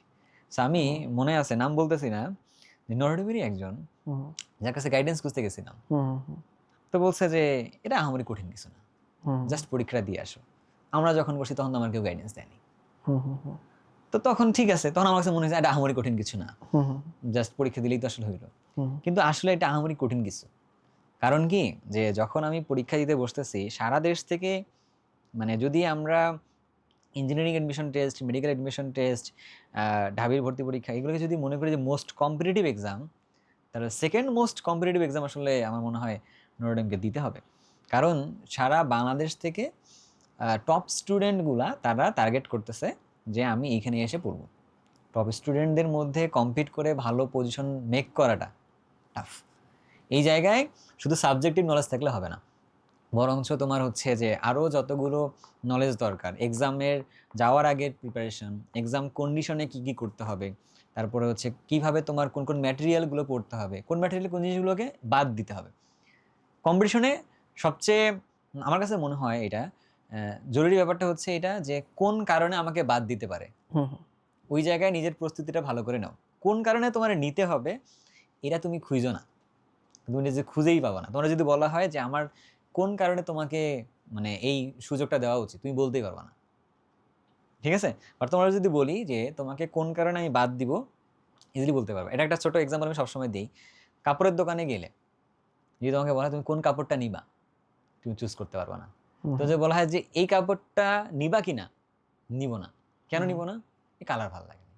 এটা নিবা না কেন? সুতা ভালো নাই। এটা নিবা না কেন? আর দেখতে কেমন লাগতেছে। মানে কাউকে বাদ দেওয়াটা খুব সহজ, বাট কোনো জিনিসটাকে গ্রহণ করাটা আসলে খুব কঠিন। সো ওই জায়গায় নিজের প্রস্তুতিটাকে পারফেক্ট করার জন্য আমার মনে হয় একটা প্রপার গাইডেন্স দরকার। যেমন ও বললো যে নরডেমের সিনিয়র ভাইয়ারা যদি গাইড দিত যে তোমাকে কিন্তু ভাইবাতে এই প্রশ্নগুলো করবে, তুমি যখন পরীক্ষার মধ্যে খাতাটা পাবা তখন তোমার কাছে এই যে একটা স্পেস থাকে, হ্যাঁ, যেমন বইটা যেমন স্পেস থাকে ঠিক ওরকম একটা স্পেস থাকে, এই স্পেসের মধ্যে লিখতে হয়। এই ছোট একটা জায়গার মধ্যে খুবই শর্টকাটে লিখতে ম্যাথ হয়। করতে হয়। এখন আমার তো এটা ট্রেনিং ছিল না রে ভাই। আমি কি করছি, দেখা গেল যে আমার একটা স্পেস আছে, আমি দেয়া আছে আমরা জানি। হ্যাঁ লিটারালি তাই, আমাকে তো এটা বলছিল যে গিভেন দ্যাট এটা লিখো এরকম করে যাও। হ্যাঁ, হ্যাঁ। তো পরে না আমি এটা বুঝতে পারছি, হ্যাঁ ওই জায়গাটুকুকে তো আমি 3 আমার ভাগে ইউজ করে 3-4 লিখতে লাইন পারতাম। এক লাইনে করতে হবে। আমি কেমনে কি করব না করব এটা আমার বলেন। এই যে স্পেস ম্যানেজমেন্টটা, কোশ্চেনটা কেমনে ডিল করবা সেটা। দেন বড় ভুলটা আসলে কোথায় হয়েছিল আরো, যে আমি একটা ম্যাথ করতে গিয়ে ম্যাথটা না কেটে দিছি। ম্যাথটা কেটে দিতে আমি স্পেস গেছে গা। স্পেস তো আর নাই, আর তো স্পেস স্পেস এতটুকুই। স্পেস এতটুকুই। And ওই ম্যাথটা যে কাটলাম এর মধ্যে টাইম যে চলে গেল, টাইম চলে গেলে তো টাইম ফেরত পাওয়া যাবে না। তাহলে এই কথাগুলা আমাকে ওই সময় না কেউ বলেওনি। আমার কাছে মনে হয়েছে বললে একটা জায়গায় ভালো হইতো, বাট না বললেও খুব একটা ক্ষতি নেই। আল্লাহ পাক লাইফে আমার জন্য যা বাজেট রাখছে আমি এতে হ্যাপি। বাট তোমরা যারা এই যে এসএসসি 26 ব্যাচ আছো, তোমরা যারা প্ল্যান করছো তোমাদের কলেজের ক্ষেত্রে, আমার মনে হয় এখান থেকে তোমাদের বড় লার্নিং আছে। ঠিক জায়গায় ঠিক মানুষের কাছ থেকে তোমার আসলে গাইডেন্সটা নিতে হবে। ঠিক মানুষ কিন্তু বলছে, আমি আবার রিপিট করে বলতেছি, ঠিক মানুষ। ধরো আমি কিন্তু তোমার জন্য যে নটরডেম ভর্তি পরীক্ষাতে কিভাবে প্রস্তুতি নিতে হবে এটা বলতে পারবো, কারণ পরীক্ষা আমি বসছিলাম। আমি তোমাকে এটাও বলতে পারবো যে তোমার ভাইভাতে তুমি যে যাবা যাও, কিন্তু ভাইবা কিন্তু আমি ভাই মানে বলতে পারবো না যে ভাইভাতে এই প্রশ্নগুলোর এই ডিলগুলো করতে হয় আর কি, কারণ ভাইবা দিয়ে তো আমি নিজেকে নিতে পারিনি ওই জায়গাটায়, বুঝছো। আবার আমি এটা বলতে পারবো না যে নটরডেমে পড়ার পরে তুমি ফার্স্ট ইয়ার সেকেন্ড ইয়ার তুমি কেমনে পার করবা। বাট বিশ্বাস করো আমি জানি, আমার অনেক স্টুডেন্ট আছে ওরা কেমনে পড়াশোনা করছে, ওদের ওখানকার গল্পগুলো কি কি আমি সব জানি। বাট তুমি এই গল্পটা আমার কাছ থেকে শুনে আসলে লাভ নেই। এরা তোমাকে শুনতে হবে নটরডেমে পড়ছে এমন একটা স্টুডেন্টের কাছ থেকে শুনতে হবে। দেন মানে এই জন্য বলতে যে ঠিক মানুষের কাছ থেকে সঠিক পরামর্শ পাওয়াটা খুব জরুরি। অ্যান্ড অনলাইন হওয়ার কারণে আমার কাছে তারিফ মনে হয় একটা জিনিস, যে খুব সহজ হয়ে গেছে সবার কাছে, লার্নিংটা অনেক অ্যাক্সেসেবল হয়ে গেছে। এটা অনেক ভালো একটা জায়গা, কিন্তু এটা পাশাপাশি আবার অনেক গার্বেজ তোমার সামনে চলে আসছে। তো এখানে আমি যদি হচ্ছে একটু টানি, হ্যাঁ সেটা হচ্ছে এই যেমন গার্বেজের কথাও, হ্যাঁ আসলে গার্বেজ এ বলা ঠিক হবে না, মানে যদি সরি, বলি। হ্যাঁ হ্যাঁ মানে আমি বলতেছি আর কি, জি সরি ফর কথাটা দ্য বলতেছি। ওয়ার্ড, সরি মানে আমাকে এটা মানে ক্ষমা করতে পেয়ে যায়। গার্বেজ কেন, আমি একটা আমাকে ক্লিয়ার আচ্ছা আচ্ছা একটা বলেন, আপনি বলেন। মিসআন্ডারস্ট্যান্ডিং হয়ে যাবে এটাতে। গার্বেজ কেন বলতেছে এই কথাটা, যে আমার সাথে গত মানে পরশুদিন মনে হয় একজনের একটা কথা হইলো যে আমি একটা কলেজ এডমিশনের একটা কোর্স খুলবো আর কি। হ্যাঁ, আমার সাথে কিন্তু আলাদা করে অনেকে কথা বলে যে আমি একটা কোর্স খুলবো, আমি একটা স্মার্ট বোর্ড কিনবো, আমি একটা হচ্ছে যে একটা এডটেক দিব, এরকম টাইপের অনেকে বলতেছে। তো তার মধ্যে একটা কল আসছে, আমি এলাকার নাম বলতেছি না, কলেজ এডমিশনের কোর্স খুলবো। তো আমি বললাম যে আপনি কোর্স যে খুলবেন কলেজ এডমিশনের জন্য কী পড়াইতে হয়? তো বলতে হচ্ছে বই পড়াইতে হবে, এটার জন্য কি? আমি একটা কোশ্চেন ব্যাংক কিনছি, তাহলে কোশ্চেন ব্যাংক দেখে দেখে পড়াবো আর কি। তাহলে এটা কোথায় করাবেন? যে এটা হচ্ছে অনলাইনে করাবো আর কি।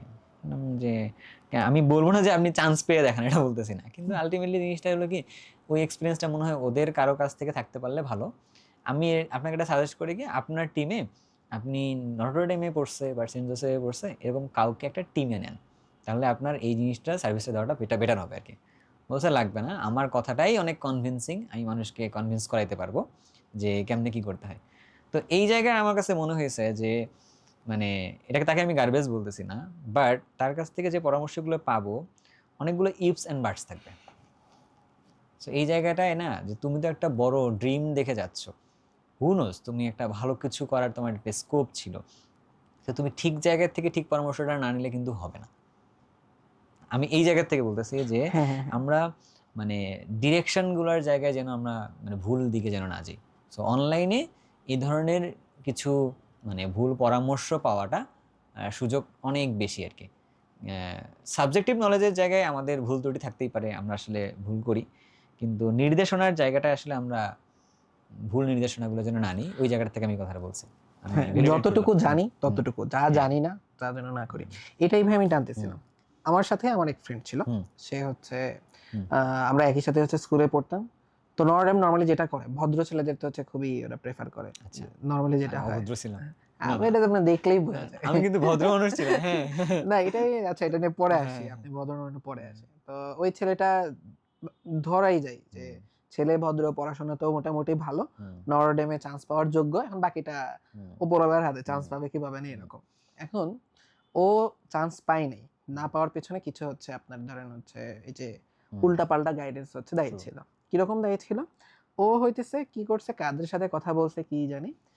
তো পরে আমি শুনলাম ওকে হচ্ছে যে সিনিয়র ভাইদের সাথে কথা বলছে, তারা বলছে যে দেখো নর্ডেম তো হচ্ছে যারা বাইরে থেকে আসে তাদেরকে একটু প্রেফার করে, যারা একটু আর্থিকভাবে স্বাবলম্বী না তাদেরকে প্রেফার করে। বিশেষ করে নর্ডেমে কিন্তু হচ্ছে দেখা যায় পাহাড়ি অঞ্চল থেকে যারা আসে তাদেরকেও প্রেফার করে, মানে ওরা বোঝাইতে চাইছে এরকম যে তুমি যদি হচ্ছে এবং ডিরেক্টলি কথাও বলছে যে তুমি কি যদি যাবা কি হবে, যাবা হচ্ছে গরিব সেজে, ঠিক আছে, তোমার হচ্ছে শার্ট টার্ট এত ভালো নিবা না, ঠিক আছে, এরকম মানে যেন হচ্ছে ঠিকঠাক ড্রেস আপ না থাকে, বলা টলা যেরকম দিয়ে যাও।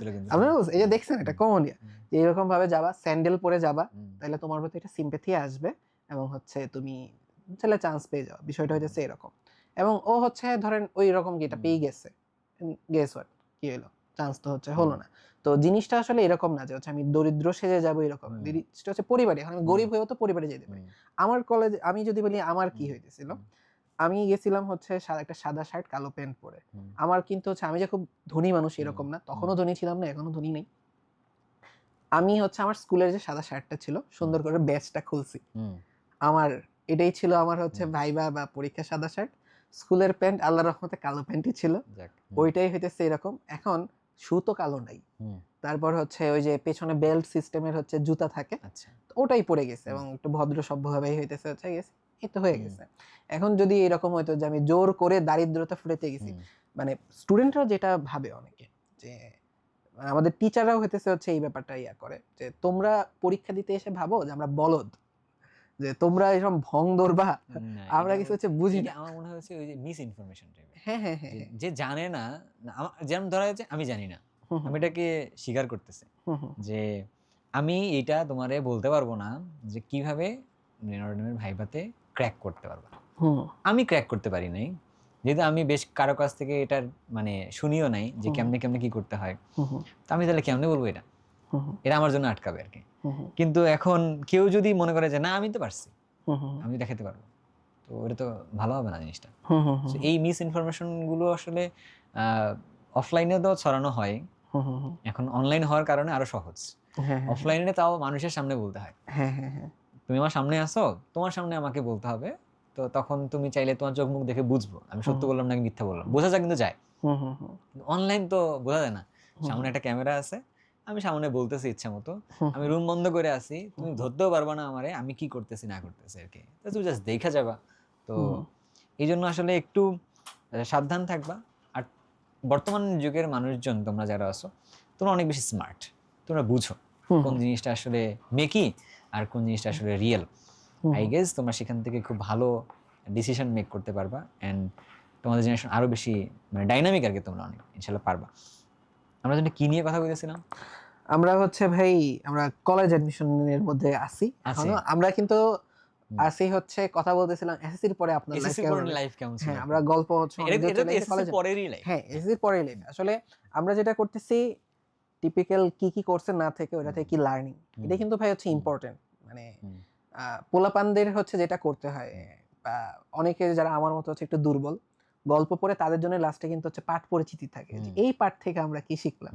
তো আমরা হচ্ছে আপনার ঘটনা থেকে কি কি শিখলাম, এখানে কি কি লার্নিং আছে, কি কি লেসন আছে, এগুলো নিয়ে কথাবার্তা বলতেছিলাম। এবং আসলে দিন শেষে এই জিনিসগুলো হচ্ছে কিন্তু অনেক ভ্যালুয়েবল, কারণ হচ্ছে ধরেন আপনি বই খুললেই বা নিউটনের সূত্র হচ্ছে পাবেন, কিন্তু হচ্ছে এই যে হচ্ছে আপনি এই ফেজগুলোতে এই যে একটা কথা বলি, হ্যাঁ মানে আমি ওই কথা এর আগে তো আগেও বলছি তোকে, আচ্ছা আমি ওকে তুই বা তোকে এইভাবে বলতেছি, এটা বলার কারণটা হচ্ছে তাইফের সাথে আমার সম্পর্কটা খুবই মানে কি বলে খুবই কানেক্টিং একটা সম্পর্ক, হ্যাঁ যারা আমাদের চারপাশে আছে তারা খুব ভালোভাবে জানে। আমরা খুবই একসাথে চলাফেরা করি, একসাথে অনেক আড্ডা হয়েছে, এরকম আড্ডা আমাদের বহুত হয়েছে লাইফে। হ্যাঁ আজকে শুধুমাত্র দুটো ক্যামেরা আছে, এর আগে অনেক সময় ক্যামেরা ছিল না আর কি এরকম।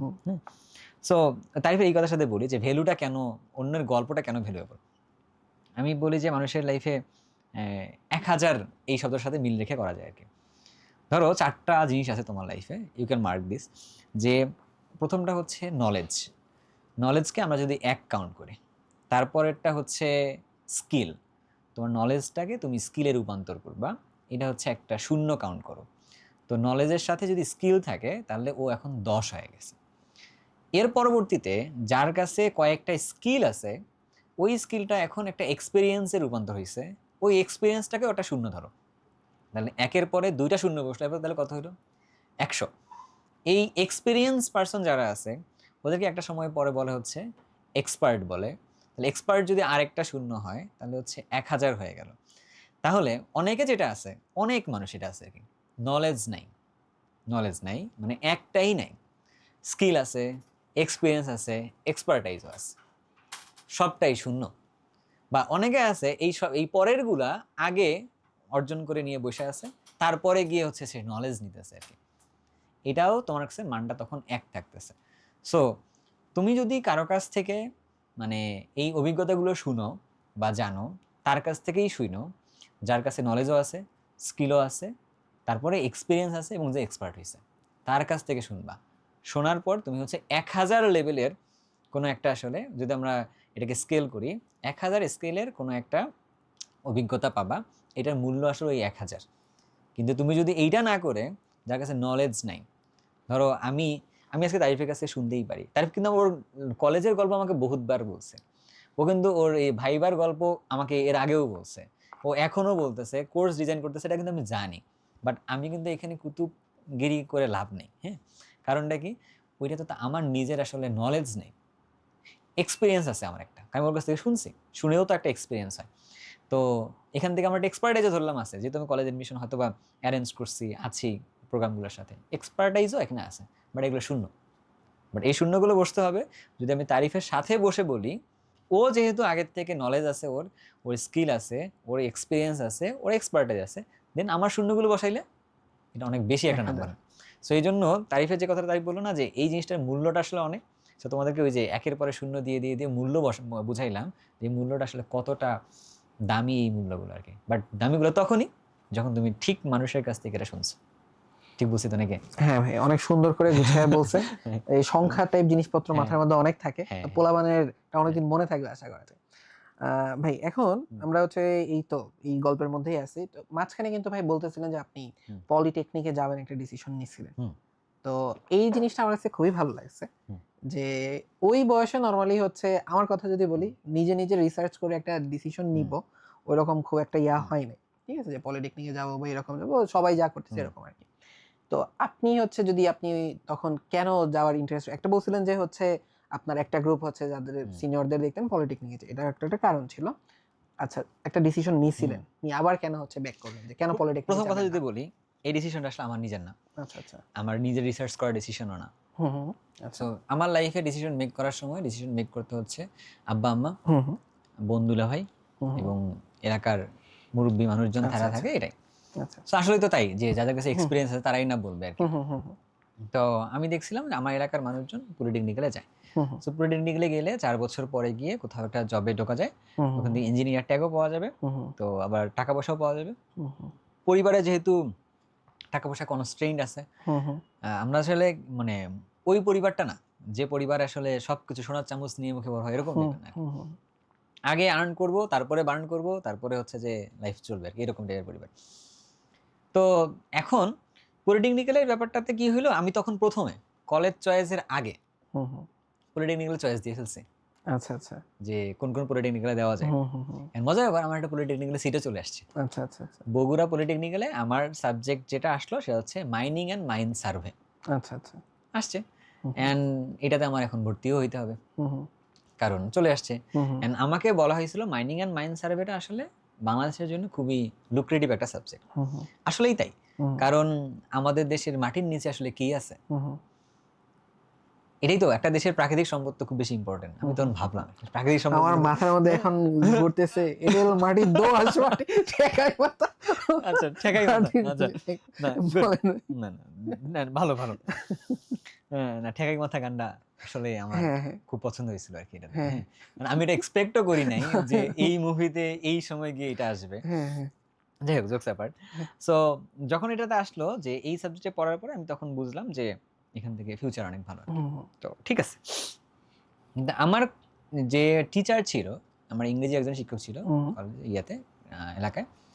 তো স্যার হচ্ছে যে আমাদের সামনে গল্প বলতো হুম যে ওনার ছেলে তোমার হচ্ছে যে ইংরেজির থেকে অনার্স করছে, হুম ওনার কারমাইকেল থেকে করছে আর কি। হুম হুম তো অনার্স করার কারণে ওনার একটা ভালো একটা প্রসপেক্টিভ আছে। হুম তো স্যার তখন বলছিল যে এই ছেলেটা চাইলে আপনার ছেলেকেও আম্মুকে বলছিল যে ওকে চাইলে দিতে পারেন, অনার্স করতে দিতে পারেন। And আমি তো জানিও না অনার্স কি, আবার ডিগ্রি কি, বিএ কি, এগুলো জিনিস জানি না। বিএ আসলে জানা নেই তো, কেউ তো আসলে বলেনি। না না মানে আমি জানি না তুই এটা জানিস কিনা, মানে এবং তোকে এটা বলতেছি এখন, তুই এটা জানিস কিনা যে আসলে লাইফে কতগুলো ডিগ্রি অ্যাচিভ করা যায়। মানে লিটারেলি তাই, যে লাইফে কতগুলো ডিগ্রি অ্যাচিভ করা যায়, এরপরে আর ডিগ্রি নেই। এটা তো জানি। আমাদের এডুকেশন সিস্টেমের নাই কেন? মানে আমি আমার কিছু কিছু জায়গায় এডুকেশন সিস্টেমের প্রতি একটু বিরক্তি আছে, যে কেন একটা ছেলে, সে যদি একটা ডিগ্রি অর্জন করতে যায়, ধরলাম জেএসসি একটা ডিগ্রি, এসএসসি একটা ডিগ্রি, এইচএসসি একটা ডিগ্রি, এরপরে ডিগ্রিটার নাম কি এটা বলা হয় না কেন? মানে এটা আমাদের টিচার, আমি যদি বলি, আমি যদি কখনো কোনো কলেজের টিচার হইতাম, স্কুলের টিচার যদি হইতাম, আমি টিচার আসলে হইতে চাই না কখনো, কারণ আমার কাছে টিচার হওয়ার মতো মানে ওই আচরণটা নাই।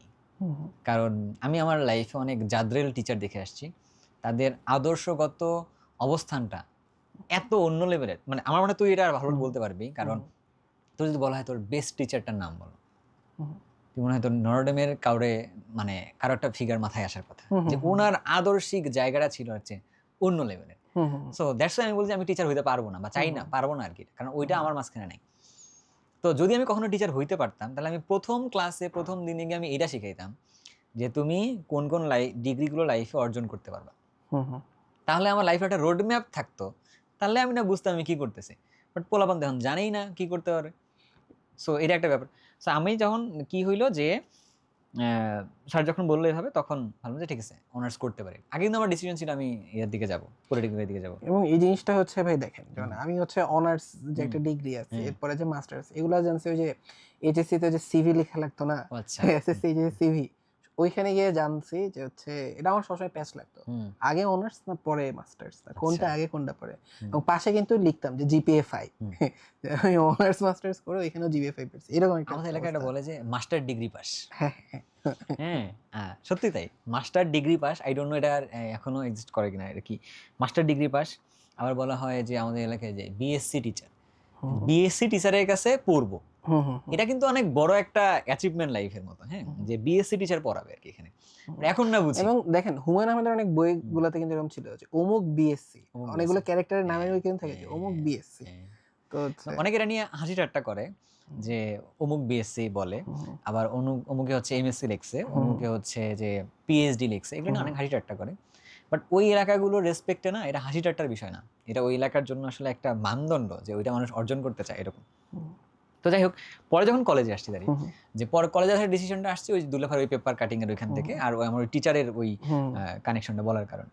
তো আমার বাবা মা একটু বায়াস ছিল, আমার যদি টিচার কিছু বলে, আমার দুলাভাই যদি কিছু বলে, ফেলবে না আর কি। এন্ড আমি তো আমার আম্মার প্রতি বায়াসড, এন্ড যেটা করলে আম্মা ভালো লাগবে আম্মার, তো ওইটাই করি, প্যারা তো নেই। তো লাইফ দাঁড়াইতে হবে একটা জায়গায় গিয়ে। এরপরে যাক, বাংলাদেশ নৌবাহিনী কলেজ চলে আসছে, নৌবাহিনী কলেজে ভর্তি হয়ে গেছি। ভর্তি হওয়ার পরে এবার আসছে লাইফের, আমি বলবো যে আমার লাইফের বেস্ট পার্ট হচ্ছে আমার লাইফের কলেজ লাইফ। মানে আমি আমার সারা জীবনে কোনোদিন বলতে পারবো না কলেজ লাইফের ঘটনাগুলো। যখন আমি কলেজে গেছি, কলেজে যাওয়ার পরে আমি বুঝতেছি যে পড়াশোনা জিনিসটা কি। কারণ কলেজ, নৌবাহিনী কলেজটা আমি রিসেন্টলি আমি স্টুডেন্ট অনেকের মুখে দেখতেছি যে রিভিউ মানে খুব একটা পজিটিভ দিচ্ছে না, কেন জানি না, বাট স্টিল আমার কাছে এখনো মনে হয় বেস্ট কলেজ। কেন? ঠিক সময় এন্ট্রি করতে হয়, ঠিক সময় আউট করতে হয়, ক্লাসগুলো রেগুলারলি করতে হয়, টিচাররা এসে সুন্দরভাবে পড়াচ্ছেন, আবার দেখা যাচ্ছে যে বাড়ির কাজ দিচ্ছেন, প্র্যাকটিক্যাল ঠিকঠাকভাবে হচ্ছে। আমি প্র্যাকটিক্যাল একটা ভুল করছি, খাতাটা আবার লিখতে বলতেছে, নিজের হাতে এক্সপেরিমেন্ট করে দেখতেছি, অ্যাপ্রন পরে যাইতে হইতেছে। তো সবকিছু আমার কাছে মনে হচ্ছে যে আমি কি স্বপ্নের মধ্যে আছি কিনা, কারণ এরকম তো আমি স্কুল গত 6 বছরই করলাম না। মানে আমি তো ক্লাস 5 বছর, 5-এর পরে এসে তো আমি স্কুলে এভাবে করলাম না। তো এখানে মনে হয় স্কুলে মাত্র ঢুকছি, লাইফে এই প্রথমবার পড়াশোনা করার যে একটা মজা আমি এটা কলেজ জীবনে পাইছি। সো কলেজ জীবনে যখন পাইছি, এখন এখানে একটা ব্যাপার আসতেছে, আব্বা আম্মার কাছে তো আসলে ওই পরিমাণ টাকা পয়সা নেই। ঢাকায় থাকা কিন্তু অনেক কষ্টের, মানে বহুত খরচ যায়। কলেজের বেতন হচ্ছে 2200 বা 2300 টাকা, আমাদের নৌবাহিনী কলেজের বেতন হচ্ছে 2200-2300 টাকা। তাহলে ওই হিসেব করে বললাম যদি 12 মাসে 24,000 যায়, তাহলে 2 বছরে তো এখানে অলরেডি 48,000 টাকা গেছে, তাহলে আমি কেমনে কমে আসছি এটাতে। সো কিছুদিন যাওয়ার পরে প্রায় 6-7 মাস পর্যন্ত, হাফ ইয়ারলি পর্যন্ত আমি কোথাও কোনো টিউশন করিনি, মানে কোনো টিউশন পড়তে যাইনি। একটু ভাব ধরছি যে আমি একা একাই পড়লে পারি, বাট মেইন প্রবলেমটা আসলে টাকা পয়সা। কারণ মেসে থাকা, খাওয়া দাওয়া সবকিছু মিলাই 5,500 টাকার মতো যায়। ওই সময় যদি আমি এখন টিউশন নিতে যাই, ঢাকা টিউশন তখন 1,000 টাকা করে। হ্যাঁ, এখন কত 1200 বা 1500 মনে হয়, 1500 তখন হচ্ছে 1,000 টাকা করে ছিল। 1500 2000 এরকম। তুই 1,000 করে করছিস কিনা আমি জানি নাই, আমাদের ওই সময় 1,000 করে ভাই করতাম।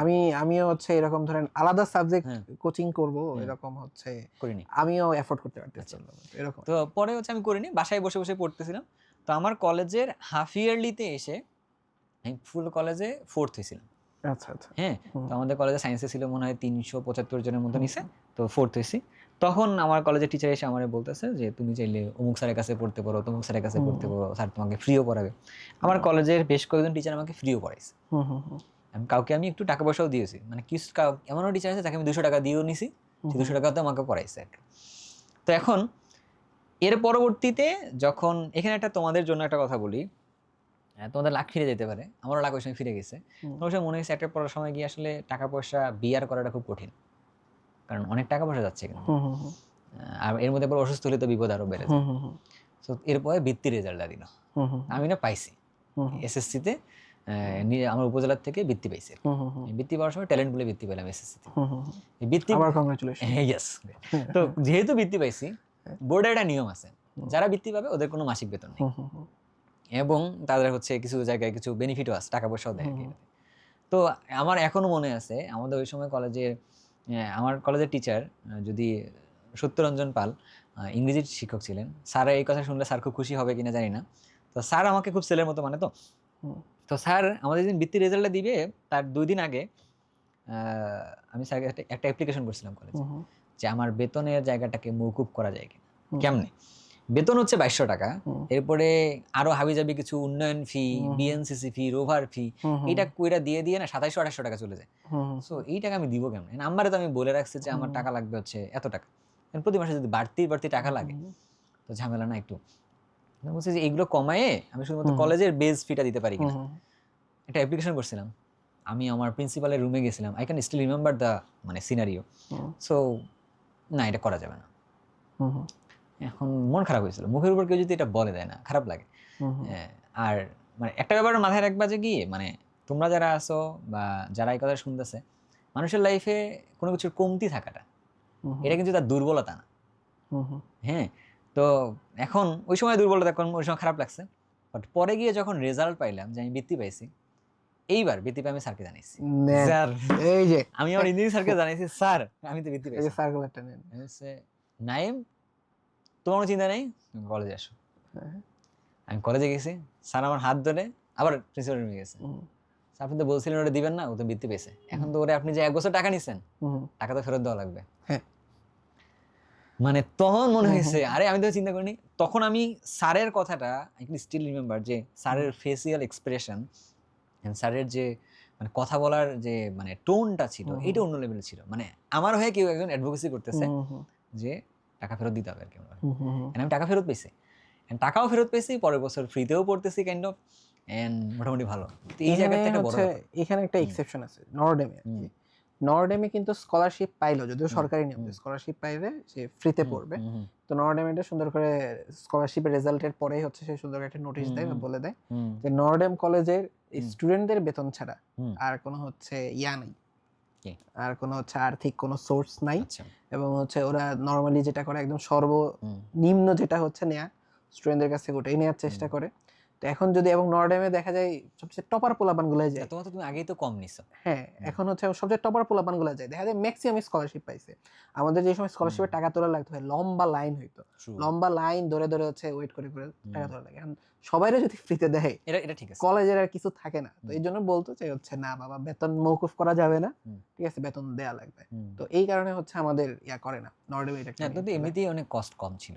হ্যাঁ ভাই, এই যে বললাম না, যেমন আপনি যেটা বলতেছিলেন 2,200 টাকা, আমাদের ওই সময় ছিল হচ্ছে 1,000 টাকা। 1,000 টাকার মধ্যে হচ্ছে ওরা সবকিছুই ম্যানেজ করে ফেলতো। এখানে আমি যারা শুনতেছে এই মুহূর্তে, আমি সবসময় জন্য এটা বলি যে আমি যখন কোনো একটা ক্লাস নিব, যখন আমি কোনো একটা কন্টেন্ট অনলাইনে ড্রপ করি, আমি চাই যে আমার কন্টেন্টটা গার্ডিয়ান অ্যান্ড স্টুডেন্ট দুজনে দেখুক। কারণ আমি এমন কোনো কথা বলি না, এমন কোনো মানে সেন্স ড্রপ করি না, যা হচ্ছে শুধু স্টুডেন্টের জন্য চুপিসারে দেখতে হবে, হ্যাঁ এটা হচ্ছে গার্ডিয়ান দেখা যাবে না আর কি, এটা গার্ডিয়ানকে দেখতে বলতেছি। সেটা হলো কোথায়, এখানে একটা ব্যাপার আছে, আপনি যখন এই মুহূর্তে আফটার এসএসসি আপনার স্টুডেন্টকে বা আপনার ছেলে মেয়েকে ডিসিশন নেবেন যে শহরে দিবেন নাকি গ্রামে দিবেন না কোথায় দিবেন, একটু ক্যালকুলেশনটা করবেন। কেন ক্যালকুলেশনটা করবেন যে ঢাকায় দিলে বা উপজেলা শহরে বা জেলা শহরে দিলে কত টাকা খরচ যায়, এটা 2 বছরের ফ্রেমটা একবার চিন্তা করবেন।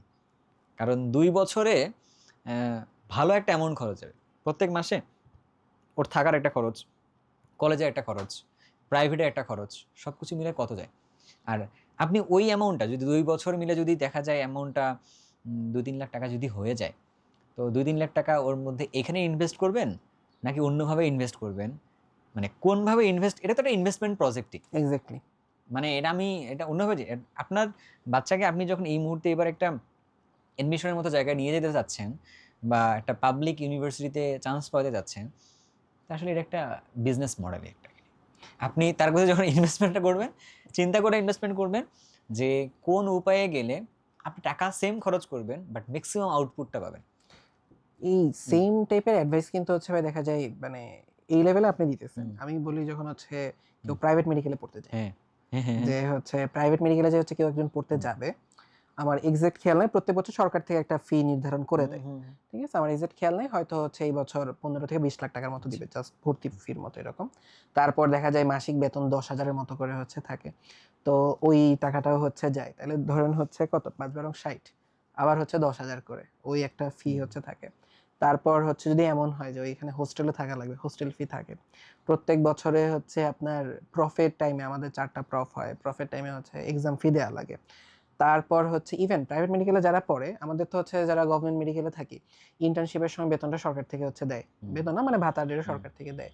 কিন্তু প্রাইভেট মেডিকেলে কিন্তু ইন্টার্নশিপের সময় যে আপনি যে বেতনটা পাবেন ওটা ভর্তির সময় দিয়ে দিতে হয়, ওই টাকাটাই হচ্ছে আবার আপনার ইন্টার্নশিপের সময় দিবে, নিজের টাকা নিজে দিতে নিজের টাকা নিজে দিয়ে মাঝখানে মুনাফা হচ্ছে ওদের, যাই হোক ওটাও দিতে হয়।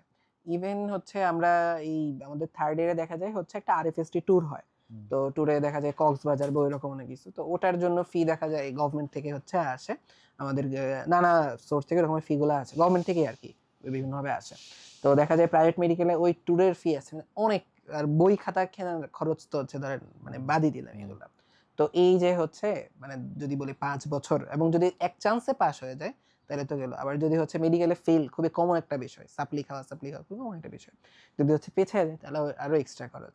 ধরে রাখা যায় হচ্ছে এরকম হতো 20 থেকে 40 লাখ টাকা খরচ হবে, মানে 20 তো শুরু, 40 লাখ টাকার ধরে রাখলাম যে একজন মানুষের থাইকা খাইবে 5 বছর খাওয়া দাওয়া এগুলো অনেক বিষয় আছে, 40-50 লাখ টাকা খরচ হবে। এখন এটা কি হইতেছে আমি এখানে আমার ডাক্তার হওয়ার পেছনে এখন খরচ করবো, মানে সব জাস্ট এই একটা কথা বলার জন্য যে আমি ডাক্তার, মানে আমি কি আদৌ এই বিলাসিতা অ্যাফোর্ড করতে পারবো কিনা? কারণ আমার দেখা অনেকেই থাকে যে এরকম দেখা যায় হচ্ছে আপনার জমি বিক্রি করে, ঠিক আছে, যে আমি এখন মেডিকেলে পড়বো, আমি ডাক্তার বানাবো। তো এই বিষয়গুলো হচ্ছে আসলেই দরকার, যে আমরা আপনি যেটা বলেন আমি টোটালি এগ্রি করি। পড়াশোনা আসলেই ভাই হইতেছে বলা যায় কি একটা কিছু কিছু ক্ষেত্রে বড়লোকি ব্যাপার স্যাপার না, মানে আসল কথাটা সত্যি না যে এটা সরি, আমার কথাগুলো খুব আনফিল্টার্ড হয়ে যাইতেছে এন্ড কথাগুলো আসলে খুবই মানে মন রক্ষার জন্য হয়তো কথাগুলো হচ্ছে না, খুবই ট্রু কথাগুলো যাচ্ছে। আমি চাইবো এটার ভিউজ কম হোক, হ্যাঁ হ্যাঁ, কারণ হচ্ছে যে সত্য কথা তো মানে একটু তেতো লাগতে পারে। যেটা হলো কি যে আমাদের বাবা মা আমাদের প্রতি আমাদের উপর এত ইনভেস্ট করতেছে কেন, মানে কেন করতেছে? মনে হচ্ছে যে আমাদের বাবা মা অনেক দানশীল ব্যক্তি, তারা অনেক উদার ব্যক্তি, এটা মানে কেন করতেছে? একটা ছেলে বা মেয়েটা জানি কিনা আমরা? আমি বলবো যে এই পার্টটা আমি আলাদা করে কেটে বলবো, যে এই যে কথাটা আমি বলতেছি না এখানে আমি আলাদা করে কেটেই মানে ছাড়তে বলবো। আমাদের বাবা মা আমাদের উপর ইনভেস্টটা করে কেন? এটার একটা খুবই একটা আছে। কিছুদিন আগে আমি একটা কবিতা শেয়ার দিছিলাম যে আমাদের বাবা মা এটা করতেছে একটা বড় স্বার্থের পিছনে আর কি। বড় স্বার্থের পিছনে কেন? একটা সূক্ষ্ম একটা লাইন আছে, আমাদের বাবা বা মায়ের নামটা আসলে কি, আমরা এই নামটা খেয়াল করে শুধুমাত্র মনে হয় ফর্ম পূরণ করার সময়, এর বাইরে তুমি তার বাপ মার নামটা আসলে মনে রাখো না। এই নামটা দিছিল কে? তোমার দাদা দাদি দিছিল, সুন্দর একটা নাম, তাহলে ওই নামটা ছিল, কিন্তু তোমার জন্মের পরে তার ওই নামটা ছিল না, তার নামটা হয়ে গেছে অমুকের বাবা, তারিফের মা। তার তো নিজের একটা নাম ছিল, সেই নামটা সোসাইটিতে আর নাই, তারিফের বাবা তারিফের মা হয়ে গেছে। এর পরবর্তীতে কি হবে বলো? তারিফ যখন এখন ডাক্তার হয়ে গেছে, তখন নাম কি? ডাক্তারের মা, ডাক্তারের বাবা। বুঝছো কথাটা কি?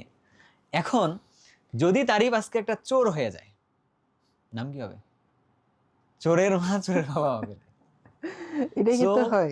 বাবা মা শেষ জীবনে, অর্থাৎ ধরলাম আফটার 35 অর 40 এজের পরে, বাবা মা আসলে ওই নামটার জন্য তোমার প্রতি ইনভেস্ট করতেছে।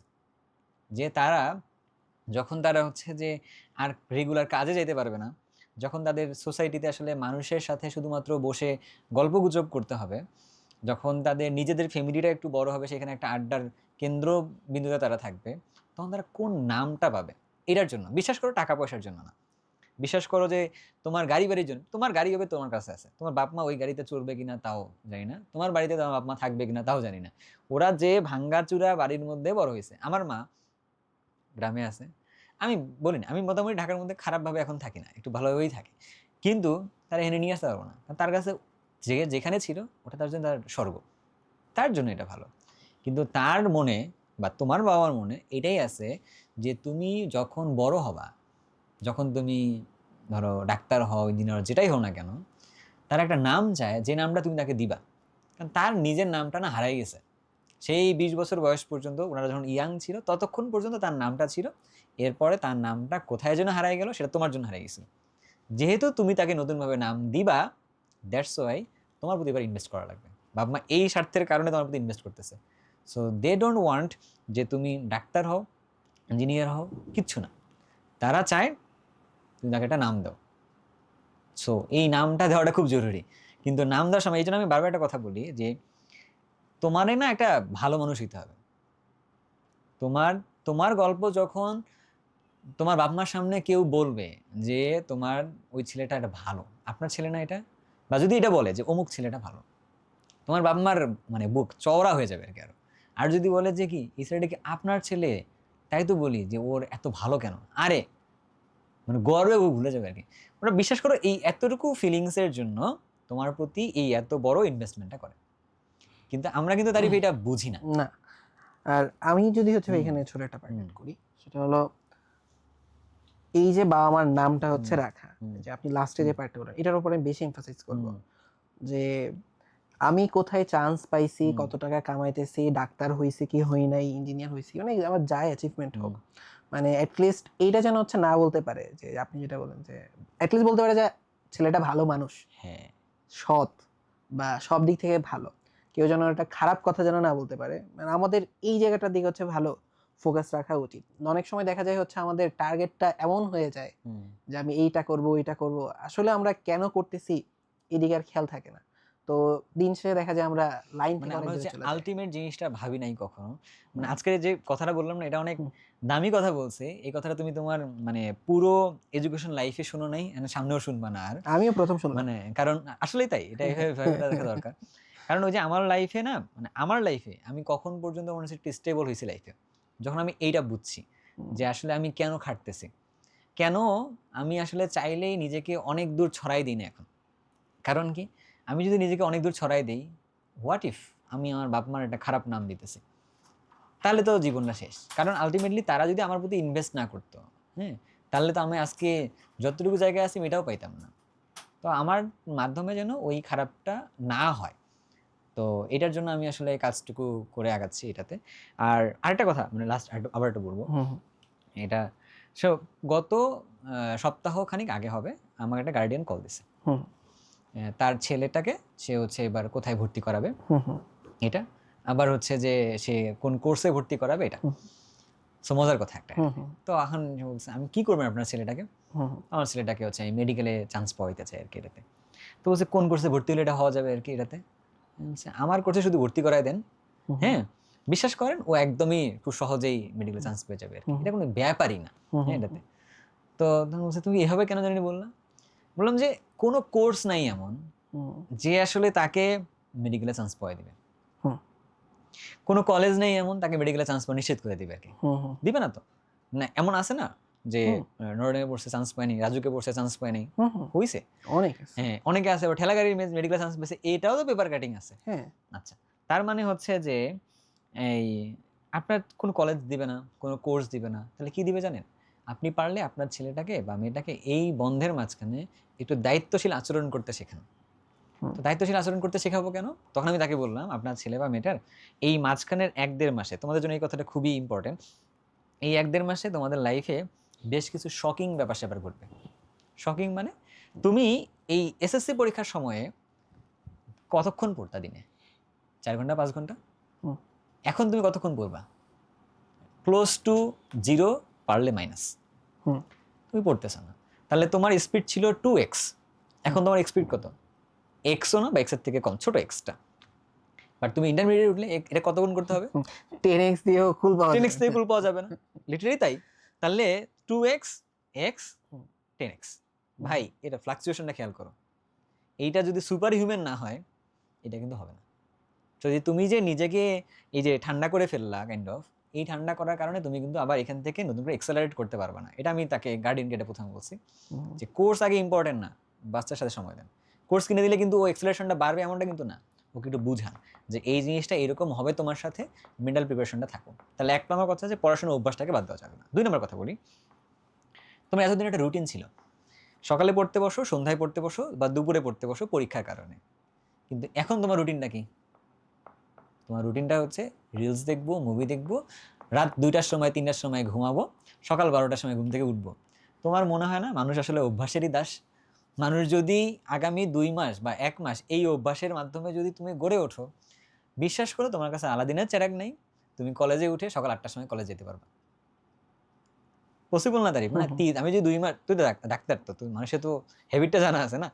যদি আমি আগামী ২ মাস ঘুমাই এমনে, উঠি এমনে, পড়াশোনা থেকে দূরে থাকি, তাহলে কি আমি কলেজে নটরডেম, মানে একদম ভালো কলেজে ভর্তি হয়েছি আর কি, মানে এমআইটিতে ভর্তি হয়েছি, তো তখন কি আমি আসলেই পারবো? এই জায়গাটাতে হচ্ছে যদি হ্যাঁ। বলি, আমার ক্ষেত্রে কি হইতো, এটা ধরেন আপনি তো ২ মাসের কথা বললেন, দেখা যায় তো হচ্ছে আমি ক্লাস 8 এর পরীক্ষা দিলাম, বা ধরেন 7, 6 বা 7 এ বার্ষিক পরীক্ষা দিচ্ছি, পরের ক্লাসে ওঠার আগে ১ মাসের মতো হচ্ছে সময় পাওয়া যায়। আমার মনে ছিল একবার জানুয়ারিতে গেছি প্রথম ক্লাস, গিয়ে দেখে আমার লেখা চেঞ্জ হয়ে গেছে। মানে ১ মাসেরই কতটুকু হচ্ছে একটা চেঞ্জ আসে, আমার লেখা চেঞ্জ হয়ে গেছে, আমি নতুন স্টাইলে হচ্ছে লিখতেছি। তো বিষয়টা হয়ে যায় এরকম। এন্ড এই যে আপনি যেটা বললেন 0 থেকে 10x এ যাওয়া, মানে 0 থেকে ওর আগের যে কন্ডিশন 2x এ যাওয়াটাই হইতেছে বলা যায় হচ্ছে অনেক কঠিন হবে। পড়াশোনা হয় না, মানে আপনি যতই বলেন, ইভেন যদি হচ্ছে আমার কথা বলেন, সেম কথা, আমি যদি হচ্ছে আমাদের তো হচ্ছে সারা জীবনই পড়তে হয়, কিন্তু আমার যদি এরকম হয় যে আমি অনেকদিন পড়াশোনা থেকে হচ্ছে দূরে, ১ মাস ২ মাস ৩ মাস ৫ মাস দূরে নতুন করে পড়তে বসতেছি, কোনোভাবেই হয় না। এটা একটা হচ্ছে হ্যাবিটের ব্যাপার, না হলে হচ্ছে কোনোভাবেই পারবে না। হ্যাঁ, আমি ওই কথাটা একটু শেষ করে দিই। ২ নম্বর কথা তো বললাম যে এটা একটা প্রবলেম একটা হবে। ৩ নম্বর কথা একটা ব্যাপারটা আসবে, সেটা হচ্ছে কি, যে তোমার লাইফটা একটা হ্যাফাজার্ড লাইফে পরিণত হবে আগামী ১.৫-২ মাসের মধ্যে। তোমার কাছে অনেক গাইডেন্স, মানে ওই যে বললাম গার্বেজ কিছু গাইডেন্স আসবে, একদম বোল্ড করেই বলতেছি। যার কাছে কোনো এক্সপেরিয়েন্সই নাই কোথায় গেলে কি করা যাবে, হ্যাঁ, তো সেও তোমার এসে একটা গাইডেন্স দিবে, কলেজে উঠলে এটা করতে হয়, তারপর হচ্ছে এই বইগুলো এমনি পড়তে হয়, অমুক রাইটারের বই না তমুক রাইটারের বই পড়তে হয়, তমুক না এটা দেখতে হয়। এই যে অনেকগুলো হয়, এটা করতে হয় ওটা করতে হয়, তুমি প্রত্যেকটা উপদেশই লুক্রেটিভ বলে মনে হবে, অ্যান্ড তুমি সবগুলো খাইতে যাবা, অ্যান্ড তোমার পেট খারাপ করবে, অ্যান্ড দিন শেষে হচ্ছে কি তুমি কি করবা তুমি এটা ভালোভাবে জানো না। আরও একটা মজার ব্যাপার আছে কিছুই হবে না দেখছি। এখানে, আমি ওই পরে গার্ডিয়ানকে এটা বলতেছিলাম, আপনি একটা বড় ভুল করবেন যেটা আপনি অলরেডি হয়তো করেও ফেলছেন, আপনি এই মুহূর্তে আপনার বাচ্চাকে অফলাইনে পড়তে দিবেন। তো বলছে হ্যাঁ আমি তো দিছি অলরেডি। বললে হ্যাঁ, কারণ আপনি কোথায় পড়তে দিলেন? আপনার এলাকায় পড়তে দিচ্ছেন, কি ওর কয়টা বন্ধু বান্ধব নিলে ওকে একটা কোচিং বা একটা টিউশন ঠিক করে দিয়েছেন। ওখানে তাকে যখন পড়াচ্ছে, তো ও যেখানে গিয়ে পড়বে ওকে এখানেই থাকবে, নাকি ও শহরে যাবে? শহরে যাবে। তো শহরে গিয়ে ও কীভাবে পড়বে আর এখানেও কীভাবে পড়বে, দুটোর মধ্যে একটা মিসম্যাচ তৈরি হয়ে যাবে। বরঞ্চ আমি যদি আপনার জায়গায় থাকতাম আমি কি করতাম জানেন? আমি ওরে বাজার থেকে পুরাতন বই কিনে নিয়ে এসে দিতাম, বলতাম আমার সামনে পড়ো, ও একা একাই পড়ুক, ও একা একাই নোট করুক, তাতে ওকে বাংলা বুঝে না ও তো বুঝে, ওকে ইংরেজি বুঝে না বুঝে, ও রিডিং দিক, রিডিং দিয়ে দিয়ে নোট করুক, এতে করে কি হবে? কমসে কম যেটা হবে ও বুঝবে না। কিন্তু ও নতুন করে এখানে একটা টিচারের কাছ থেকে যেমনি মোল্ড হয়ে বড় হইলো, ইন্টারমিডিয়েটে ও এখনো ওঠে নাই, কলেজে যাওয়ার আগে ওর মেন্টাল ইমেজে কলেজ সম্পর্কে বা বই সম্পর্কে এমন একটা ইমেজ দাঁড়ায় গেল, ও কলেজে উঠে এটা সামাল দিতেই পারবে না। যেমন ধরেন যে আমার গত বছর একটা এক্সপিরিয়েন্স বলি, যারা আমি ওকে তাকে বলছি যে আমার একটা স্টুডেন্ট যে হচ্ছে ফিজিক্স পড়া শুরু করছে কলেজে ওঠার আগে, তো ফিজিক্স পড়া শুরু হওয়ার সময় তাকে শুরু করছে ভেক্টর চ্যাপ্টার দিয়ে, প্রায় কাইন্ড অফ 20টার উপরে লেকচার লাগছে ভেক্টরটা তার শেষ করতে কলেজে ভর্তির আগে। তাহলে ওর মনে হয়েছে তাহলে কি ভেক্টর তাহলে এমন একটা চ্যাপ্টার যাকে পড়তে অফলাইনে 20টা লেকচার লাগে, কোনো ফিজিক্স টিচার শুনলে আমার মাইট দেবে কাইন্ড অফ। আসলেই এটা তো না না, কিন্তু এটা কিন্তু অফলাইনে হয়। অফলাইনে কিন্তু হচ্ছে দেখা যায় 1-1.5 মাস ধরে ভেক্টর পড়ানো হয়। তাহলে তারপর হচ্ছে যখন হচ্ছে আপনার, আমার মনে হয় ফিজিক্সে খেয়াল নাই, 3 নাম্বার চ্যাপ্টার বোধ হয় বা এরকম আছে, ওই যে গতি, নিউটনিয়ান বলবিদ্যা, ওইগুলো আবার দেখা যায় ওই অফলাইন ক্লাসে, আমার ছোট বোনকে পড়াইছি তো আমি জানি, তাহলে অফলাইনে 2-3 ক্লাসে শেষ হয়ে যায়। তো এই জন্য বলতেছি যে কি তোমার লাইফে মানে এই জায়গায় যেটা বলবো, সো বেস্ট পরে তাকে বললাম যে আমার পার্সোনাল সাজেশনটা হচ্ছে এটা, আপনি আপনার বাচ্চার সাথে নিয়ে আপনি যান অনেক জায়গায়, পরামর্শ শুনে আসেন ভিন্ন ভিন্ন কলেজে যারা যারা পড়ছে, শুনে এসে বাসায় এসে আপনারা সেন্ট্রালাইজ ডিসিশন নেন যে কোন পরামর্শ থেকে আমি কী নিলাম, সব মাথার মধ্যে নেবেন না, আপনি ফিল্টার আউট করে কিছু পরামর্শ লিখে দেন। এটা হচ্ছে 1 নাম্বার গার্ডিয়ানের জন্য উপদেশ। 2 নাম্বার কথাটা হচ্ছে কি তাকে কিছু পুরাতন বই কিনে দেন, নতুন বই কিনে দেওয়ার দরকার নেই এখন, পুরাতন বই কিনে দেন। পারলে হচ্ছে নীলক্ষেত থেকে দাগানো বই কিনে নিয়ে এসে দেন। পারলে হচ্ছে যে মেডিকেলের চান্স পেয়েছে তার দাগানো বইয়ের পিডিএফ, পিডিএফ না, দাগানো বইটা কিনে নিয়ে এসে দেন। আমি একটা বই কিনছিলাম, যে ভাইয়া হচ্ছে রাজশাহী মেডিকেল কলেজে পড়ছে, তার বইয়ের উপরে নাম্বারটা লেখা ছিল বিধায় তাকে আমি কল দিয়ে শুনছিলাম পরবর্তীতে যে বই, তো বই নিয়ে এসে তাকে পড়তে বলেন, বাসায় তাকে হ্যান্ড নোট তৈরি করতে বলেন। পারলে তাকে একটু প্রেশার দেন যে তুমি এই 2 মাসে এই বইটা শুরু থেকে শেষ পর্যন্ত দেখো রিডিং করতে পারো কিনা, দেখি তোমার বাংলা পড়ার এক্সপিরিয়েন্স কতটুকু আছে, একটু পড়তে বলে। এটা করলে ওর কাছে নলেজটা আর জিরো থাকবে না, কিছু দূর আগায় যাবে। দেন ওর কলেজে যাওয়ার পরে কলেজের অভ্যাসের সাথে আস্তে আস্তে অ্যাকাস্টম হবে অ্যান্ড সে এখান থেকে ভালো করতে পারবে আর কি। এটা তো আমি জানি আমার এই পরামর্শগুলো আসলে কোনো গাইডিয়ান শুনবেন না, কোনো স্টুডেন্টও শুনবেন না, কারণ আপনাদের এই মুহূর্তে একটা লিটারেলি একটা কোর্স খুবই বেশি ইম্পর্ট্যান্ট, কারণ ওই কোর্সের মাধ্যমে স্টার্ট করলে ভালোভাবে আগানো যাবে। বাট আমি বলবো যে কোনো একটা জিনিস পারচেস করার আগে এটা বুঝতে হবে যে ওইটার মানে ইম্পর্টেন্সটুকু আসলে কতটুকু, এটা করলে ভালো বোঝা যাবে। অ্যান্ড আর কলেজের ক্ষেত্রে যদি বলি, আমার নিজের কথা থেকে এখন যে বলতে পারেন যে আপনাকে জিরো হয়েছিল, আপনি ডাবল স্ট্যান্ডার্ড কথা হয়ে গেল না, যে আপনিও হচ্ছে যে তখন গোল্ডেন এ প্লাস পেয়েছিলেন, তারপরে হচ্ছে ঢাকায় আসলেন, বোনের বাসায় ঘুরছেন, এখন আপনি হচ্ছে তো ঠিকই কলেজে গিয়ে আবার হাফ ইয়ারলিতে 4th হয়ে গেছেন, তাহলে কেমনি কি, তাহলে আপনি তাহলে এই এক্সেলারেশনটা কেমনে নিয়ে আসছি, প্রথমে নাও তারপর। আমার এই জায়গাটায় কিছু কথা আছে যে আমি ওই বন্ধের মাঝে নাথিং লাইক দ্যাট শুধুমাত্র এই যে বোনের বাসায় আসছি লাইফ ফ্যান্টাসি এমন টাইপের না, আমি কিন্তু বই পড়ছি। কোন বই পড়ছি? আমি কিন্তু এই যে আপনার ইন্টারমিডিয়েটে বই পড়ি নেই, ছোটো ছোটো কিছু বই পাওয়া যায় না, ইউ ক্যান উইন, তুমিও জিতবে, শিব খেরার লেখা বইটা, ওই বইটা বাংলা অ্যান্ড ইংরেজি দুইটা। তারপরে হচ্ছে যে এই পরো পরো পরো একটা বই ছিল মুনির হাসান স্যারের লেখা মনে ছিল বইটা, এটা। তো এরকম অনেক ছোটো ছোটো কিছু বই থাকে, তো ওই বইগুলো ডিফারেন্ট ডিফারেন্ট টাইপের বইগুলো একটু পড়ছিলাম। পড়ার অভ্যাসটা আমার কাছে ছিল, মানে দিনের মধ্যে দেখা যায় যে 1-1.5 ঘন্টা 2 ঘন্টা একটু বই পড়ছি। তারপর আমাদের সময় একটা মজার একটা জিনিস ছিল, সায়েন্স অফ স্টুপিড। হ্যাঁ, সায়েন্স অফ স্টুপিড একটা প্রোগ্রাম নেট ন্যাশনাল জিওগ্রাফিতে বা ডিসকভারিতে মনে হচ্ছিল, এটা নেট জিও ছিল, মানে এগুলো আমরা দেখতাম। সো এগুলো দেখার মাধ্যমে একটা ভালো একটা সময় কাটছে এটাতে। বাট যখন কলেজে গেছি, কলেজে আমি বলবো কেন বেস্ট পার্ট বলতেছি, আমার কলেজে তারিফ যে মানে রেগুলারলি ক্লাস হইতো, আমি ক্লাসটা একটা নোট করতাম। আমার একটা অভ্যাস আছে যে ক্লাস শেষ টিচারের সাথে বের হয়ে হয়ে ক্লাসরুম টিচার রুম পর্যন্ত যেতাম, সাথে আমার একটা মানে খাতা থাকতো, কলম থাকতো, স্যার এইটা আমার প্রশ্ন আমি এটা বুঝি নেই, প্রতিদিন এটা জিজ্ঞাসা করতাম। তাহলে আমার যে একটা হোম টিউটরের যে একটা দরকার ছিল, ওই দরকারটা আমি স্যারের কাছে তুলে নিয়ে আসছি। সো আমার কাছে প্রতিদিন কলেজ যাওয়াটা ছিল আমার বাসায় পড়ার প্রবলেমগুলোকে সলভ করা অ্যান্ড কলেজে পড়াশোনাটাকে আগায় নিয়ে যাওয়া। আর যেহেতু আমার নৌবাহিনী কলেজের কথা যদি বলি, আমাদের তাদেরকে কলেজের মধ্যেই সিলেবাসটা শেষ করতে হবে, এটা কলেজের নির্দেশনা ছিল। তার মানে এখানে কলেজে ক্লাসটা বন্ধ হওয়ার কোনো সুযোগ ছিল না। তার মানে আমি জানি এই ট্রেনে আমি যেহেতু উঠছি, এই ট্রেনের শেষে গিয়ে আমার সিলেবাস শেষ হবে। তার মানে এইটা একটা রেগুলারিটির মাধ্যমে গিয়েছিল। মাথায় রাখবা, ইন্টারমিডিয়েটে ক্র্যাক করার জন্য, এডমিশনে চান্স পাওয়ার জন্য একটা মাত্র সিঙ্গেল সিক্রেট টিপস যা কিনা তোমাকে ভালো করতে পারে, that will be regularity. Exactly, মানে নরডেমের ক্ষেত্রেও সেম কথা। হ্যাঁ, নরডেমে কিন্তু হচ্ছে কোনো ইয়া থাকে না ভাই, কোনো সিলেবাস থাকে না। আচ্ছা, মানে ধরেন আপনি যখন কলেজে ভর্তি হন, নর্মালি কি হয়, বা স্কুলে যখন ভর্তি হয়, ভর্তির শুরুতেই একটা সিলেবাস ধরায় দেয়, ডায়েরি ধরায় দেয়। নরডেমে গিয়ে আমি ওয়েট করতেছে, এই সিলেবাস দেয় না, ডায়েরি দেয় না, কি একটা অবস্থা। পরে বুঝলাম ম্যাডামের কোনো সিলেবাস নাই। মানে বিষয় হইতেছে ধরেন আমার first year half yearly exam, যেটা ফার্স্ট ইয়ারে, ওটার মধ্যে হচ্ছে কি নিয়ে পরীক্ষা হবে, হাফ ইয়ারলি পর্যন্ত যতটুকু স্যার পড়াইছে তো তার উপরে হচ্ছে পরীক্ষা। এখন এর জন্য কিন্তু এরকমও হয় না যে হাফ ইয়ারলির আগে হইতেছে অনেক রাশ, সারা বছর স্যার চিল করছে এরকম। আমাদের তো প্রতি সপ্তাহে 2টা করে কুইজ হয়, তাহলে ওই কুইজের হচ্ছে কি টপিকের উপরে পরীক্ষা হবে, কুইজের আগ পর্যন্ত স্যার যা পড়াইছে ওটার উপরে হচ্ছে পরীক্ষা। তো অলওয়েজ হচ্ছে একটা রেগুলার ইন্টারভালে পরীক্ষা হইতেছে, স্যারের উপরে একটা প্রেশার আছে, মেইন প্রেশার সিলেবাস শেষ করানো কিন্তু স্টুডেন্টের উপর না, স্যারের উপর একটা প্রেশার আছে যে আমার এটা পড়ায় শেষ করতে হবে, না পড়াইলে তুমি পরীক্ষা আমি নিতে পারবো না। স্যারেরও সিলেবাস শেষ হইতেছে, আমাদেরও সিলেবাস শেষ হইতেছে, এবং এই রেগুলারিটিটা যদি মেইনটেইন না হইতো, মানে আমি বলি আমি হচ্ছে আমার পড়াশোনা ডাব্বাই যেত। কারণ জিনিসটা হইতেছে ঘুড়ি উড়ানোর মতো আমার কাছে মনে হয়। এটা ঘুড়ি উড়ানোর ক্ষেত্রে যেটা হইতেছে, ঘুড়ি উঠতেছে, ঘুড়ি কখন ভালো ওঠে, যখন সুতাটা আমার হাতের মধ্যে থাকে, সুতাটা যখন কাটা হয়ে যায়, প্রচুর বাতাস, ঘুড়ি কিন্তু নিচে নেমে আসে, কন্ট্রোলটা থাকে হচ্ছে দরকার। এবং পোলাপানগুলোরে যদি আমরা বড় বলতেছি, ওরা কিন্তু আসলে এখন এত বড় হয় নাই, তো ওরা নিজেকে দেখা যায় ম্যাক্সিমাম ক্ষেত্রে ওদের ওই ম্যাচুরিটিটা আসে না নিজেকে কন্ট্রোল করার মতো, কন্ট্রোলটা কোনো একটা জায়গায় রাখতে হয়। তো যদি আমার কাছে মনে হয় কলেজটা এরকম হয়, তারা নিজ দায়িত্বে সিলেবাস শেষ করাইতেছে, ওদেরকেও রেগুলারিটির মধ্যে রাখতেছে, খুবই ভালো।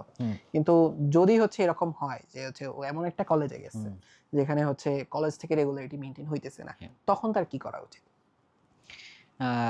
এটার যদি আমি বলি, গত বছরে একজনের সাথে কথা হচ্ছিল এটা নিয়ে, টু বি স্পেসিফিক, সরকারি কলেজগুলোতে মানে কিছু কিছু কলেজে এরকম ঘটনাগুলো ঘটছে, যে যেখানে আসলে রেগুলারলি ক্লাস হচ্ছে না, সো যার জন্য মানে কিছু পড়ানো হয়, কিছু আটকে রাখা হয়, এরকম একটা জিনিস। তো যদি এরকম কখনো হয় যে কলেজের সাথে তোমার আগানোর সুযোগটা নেই, তাহলে তোমার নিজেকে পড়ে পড়ে আগাইতে হবে। তখন আমি বলবো যে তুমি একটা অনলাইন একটা কোর্স কিনো। এবার আমি কথাটা বললাম, একটা অনলাইন কোর্স কিনো। অনলাইন কোর্স কেনার সময় কিছু জিনিস খেয়াল রাখবা, দুটা জিনিস। একটা হচ্ছে তুমি রেগুলার তো একা একা থাকতে পারবে না, রেগুলার কিন্তু হইতে হয়। আমি কিন্তু জন্মগতভাবে রেগুলার ছিলাম না, ও জন্মগতভাবে রেগুলার না, নটরডেম আমাকে রেগুলার বানাইছে, আমার কলেজ আমাকে রেগুলার বানাইছিল, বুঝছি। তাহলে তোমাকে একটা কোর্স কিনলে সব সমস্যার সমাধান হয়ে যাবে না, রেগুলার তোমাকে থাকতে হবে, রেগুলার তোমাকে রাখতে হবে। রাখার জন্য এমন একটা কোর্স কিনো যেখানে যিনি তোমাকে পড়াবেন তাদের সাথে তোমার কানেকশনটা হচ্ছে সবচেয়ে শর্টেস্ট ওয়েতে আছে, মানে দূরত্বটা অনেক বেশি না। এমন হওয়া যাবে না তোমার যে টিচার তোমাকে পড়াবেন উনি হচ্ছে আলাদা গ্রহের মানুষ, তুমি হচ্ছে আলাদা গ্রহের মানুষ, মাঝখানে শুধুমাত্র কোর্সের ক্লাসগুলো আছে, এটা হওয়া যাবে না। তোমার যে কোনো প্রবলেমে তুমি তাকে রিচ করতে পারো, এরকম একটা তুমি কোর্সে যাবা, এটা হচ্ছে এক। তাহলে ওই কোর্সের মধ্যে কি দেখবা, চেষ্টা করবা যেখানে ক্লাসগুলো ঠিক সময়েই থাকবে, পাশাপাশি হচ্ছে যে ওইখানে কোন বই পড়তে হবে না পড়তে হবে এগুলো ভালো থাকবে। সো এটার মাধ্যমে তুমি একটা রেগুলারিটি পাইতে পারো। বাট অনলাইনের এই রেগুলারিটিটা আসলে মানে অনেকটা যদিও বা লুক্রেটিভ, বাট এটার মধ্যে বেশি পার্সেন্টেজ অফ স্টুডেন্ট কোর্স শেষ করতে পারে না। তুমি খোঁজ নিয়ে দেখো, তোমার আশেপাশে 100 জন মানুষ মার্ক করো, 100 জন মানুষের মধ্যে 100 জন যারা কোর্স কিনছে, আমি প্রিটি শিওর মনে হয় না 10 জনও বাবা যে কিনা কোর্সটার 1 নম্বর ক্লাস থেকে শুরু করে 20 নম্বর ক্লাস অর্থাৎ লাস্ট ক্লাসটা শেষ করছে, 10 জনও বাবা না। কারণটা কি, সে তার মোটিভেশনটা আসলে হারাই ফেলছে। তাহলে এখন কোয়েশ্চেনটা দাঁড়াচ্ছে এই জায়গাটায়, কোর্স কিনলে রেগুলার হওয়ার চান্স আছে, কিন্তু প্রবলেম হচ্ছে কি মোটিভেশন থাকতেছে না। হ্যাঁ, তাই মোটিভেশন না থাকার পিছনে মূল রিজনটা কোথায়? মূল রিজনটা হচ্ছে এটা, তুমি যদি একটা কোর্স কিনো এখন অনলাইনে বা অফলাইনে যেখানেই যাও না কেন, তাহলে তুমি দেখবে কি কলেজে চলবে একটা চ্যাপ্টার, কোর্সে পড়াবে আরেকটা চ্যাপ্টার। এই জায়গায় মোটিভেশনটা আসলে হারানোর একটা সুযোগ থাকবে। তাহলে এই জায়গার একটা ভালো একটা চেক এন্ড ব্যালেন্স করতে হবে আর কি। কীরকম, তোমার একটাই মানে পুরো আগামী 2 বছরে একটা টার্গেট থাকা উচিত, তুমি যে কলেজেই পড়ো প্রত্যেকটা কলেজ তোমার এক্সাম মাস্ট নিবে। মানে কোনো কলেজ এমন নেই যে হাফ ইয়ারলি পরীক্ষাটা নিবে না, যে ইয়ারলি পরীক্ষাটা নিবে না, যে প্রি টেস্ট নিবে না, যে টেস্ট নিবে না। কলেজ যদি দিয়ে বসে থাকে তার মানে আমাকে 4টা পরীক্ষা মাস্ট নিতে হবে, কুইজ নিতেও পারে নাও নিতে পারে আর কি। তাহলে তুমি টার্গেট রাখো তোমার হাফ ইয়ারলি পরীক্ষায় তোমার হচ্ছে টপ কাউন্টে আসতে হবে, 1 থেকে 10-এর মধ্যে আসতে হবে আর কি। যদি তোমার খুব ভালো কলেজ হয় তাহলে 1 থেকে 10-এর মধ্যে আসা খুবই চ্যালেঞ্জ। হ্যাঁ, নর্ডের মতো জায়গায় 1 থেকে 10-এর মধ্যে আসতে পারলে তো তোমার আসলে ঘাড়ের মধ্যে রেখে দেওয়া উচিত। অ্যান্ড যদি তোমার দেখা যায় যে এটা না হয়, ধরলাম জেলা শহর বা উপজেলা শহরে কোনো কলেজ যদি হয়, তাহলে তুমি ভেবে নিতে পারো তোমার আসলে 1 থেকে 3-এর মধ্যে তুমি হয়তো থাকতে পারবা ইফ ইউ ট্রাই। তাহলে তুমি কি করতে পারো এখন, ওই 1 থেকে 3-এর মধ্যে থাকার জন্য তোমার সিলেবাস তো দেওয়া আছে, যেহেতু আমার কলেজে সিলেবাস দেওয়া ছিল, আই গেস অন্যান্য কলেজে দেওয়া থাকে, যেহেতু ওগুলো নর্ডেমে থাকে না। তো দেখলাম যে সিলেবাস তোমার কাছে দেওয়া আছে কি কি পড়াবে, তো ওইগুলো তুমি ওই কোর্সটা যেটার মধ্যে আর্কাইভ দিয়ে দেওয়া থাকে এরকম একটা কোর্স কিনবা। আর্কাইভ মানে কি, যেখানে হচ্ছে যে আগের বছরের ব্যাচে যা পড়াইছে ওই ক্লাসগুলো দেওয়া থাকে, দেওয়া থাকলে তুমি ওইখান থেকে ওই সিলেবাসের ভিত্তিতে ক্লাসগুলো করে সুন্দর একটা নোট করবা, নতুন ক্লাসের সাথে আবার পড়বা, এবং তোমার কলেজে যখন তোমার ক্লাস হবে তুমি ক্লাসে যাইতেও পারো যদি ক্লাস হয়, আর যদি না হয় তুমি গেলা না আর কি। তো ওই পরীক্ষাটার জন্য প্রিপারেশন নিবা। তাহলে তোমার টার্গেটটাকে ভাগ করতেছে, যদি তুমি রেগুলার হইতে চাও প্রথম টার্গেট থাকবে হাফ ইয়ারলি পরীক্ষায় টপে ঢোকা, তারপর যদি তোমার দেখা যায় টপ 4-এ আসছো বা টপ 3-তে আসছো বা টপ 5-এ আসছো, তারপরে থাকবে ইয়ারলি পরীক্ষাটায় টপ নচ কিছু করা, তারপর থাকবে প্রি টেস্টে, তারপর থাকবে টেস্টে। মাথায় রাখবা তোমার যদি টার্গেট না থাকে তাহলে কিন্তু বিপদ। আমি জানি না যে নরডেমের কী অবস্থাটা, বাট আমার বাইরের থেকে যেটা মতামত যে নরডেমের টপ 100-এ ঢোকার জন্য মানুষের একটা বড় একটা ইন্টারেস্ট থাকে। নরডেমের টপ 100-এ ঢোকা মানে হচ্ছে আপনি স্বর্ণ বালক, আদর্শ বালক, আপনি হচ্ছে লাইফ অনেক শাইন করবেন, বুয়েট মেডিকেল যেদিকে আপনি পা দিলেই ওইদিকে চলে যাবেন। তার মানে তুমি এই বিশ্বাসটার কথা চিন্তা করে দেখো, এই ন্যারেটিভটা খুব বেশি ইম্পর্টেন্ট অ্যান্ড পাওয়ারফুল একটা লাইন। আমি জানি যে কোন জায়গায় গেলে এটা হবে, ওটা এমন একটা মেশিন যেখানে ঢুকলে আমি ভালো কিছু ভেবে বেরোবো, তার মানে আগের থেকে ওইটা করতে হবে।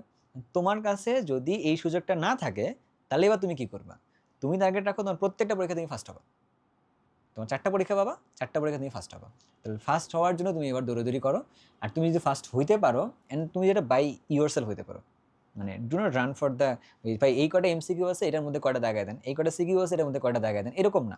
বা চিট না, বা সাদা লাল নীল সাদা কালো শিট পড়ে গিয়ে ফার্স্ট সেকেন্ড থার্ড হবো এরকমটা না।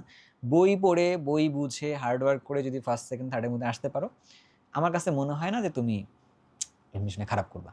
যারা, আমি বিশ্বাস করো দেখো, মানে হার্ডওয়ার্ক করে ভালো ফলাফল করছে ইন্টারমিডিয়েটে, সে চান্স পায় নাই, আমি এমন মানুষ কিন্তু দেখিনি। মানে মানে এটা কিন্তু সত্যি কথা, হার্ডওয়ার্ক করছে and ভালো ফলাফল করছে, সে কিন্তু চান্স পায়নি এমনটা হয়নি। বাট হার্ডওয়ার্ক করে নাই, কোনোভাবে ভালো ফলাফল একটা করে ফেলছে, এই যে চান্স পায়নি এরকম মানুষের সংখ্যা ভুরি ভুরি আছে।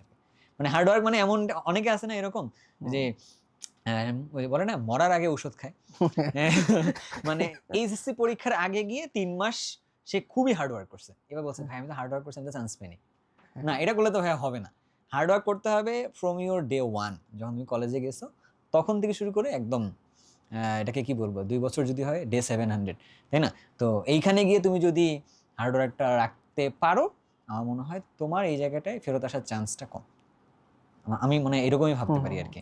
ভাই এখন এখানে আমি একটু যদি একটা কোয়েশ্চেন আছে আমার, সেটা হলো ধরেন একটা স্টুডেন্ট এখন সে হচ্ছে প্রচুর ইফোর্ট দিতেছে, সে হচ্ছে অনেক পড়াশোনাও করতেছে, আপনি যেরকম বললেন আর কি, প্রচুর হার্ডওয়ার্ক করতেছে, এখন সে টপ 3-তে আসতে পারতেছে না, টপ 10-এ আসতে পারতেছে না, তখন তো সে হচ্ছে ডিমোটিভেটেড হয়ে যাবে, যাই হোক তো পড়তেছি, তখন আসলে তার কি করা উচিত? মানে টপ 10-এর মধ্যেই আসতে হবে, এটা আমার কি মেইন প্রায়োরিটি, নাকি ওই যে আমি হার্ডওয়ার্ক দিতেছি মানে ইফোর্ট দিতেছি ওটা মেইন প্রায়োরিটি? আবার হচ্ছে আমি ইফোর্ট দিতেছি এরপরেও কাজ হইতেছে না, তাহলে কোথায় প্রবলেম আছে বা আমার মেইন গোলটা কি? I got your point. এমন না যে টপ কাউন্টে না আসলে তুমি লাইফে তোমার শেষ, এটা না। এখন টপ কাউন্টে তুমি হার্ডওয়ার্ক করলে সাধারণত আসবা যদি সেটা ফেয়ার কলেজ হয়।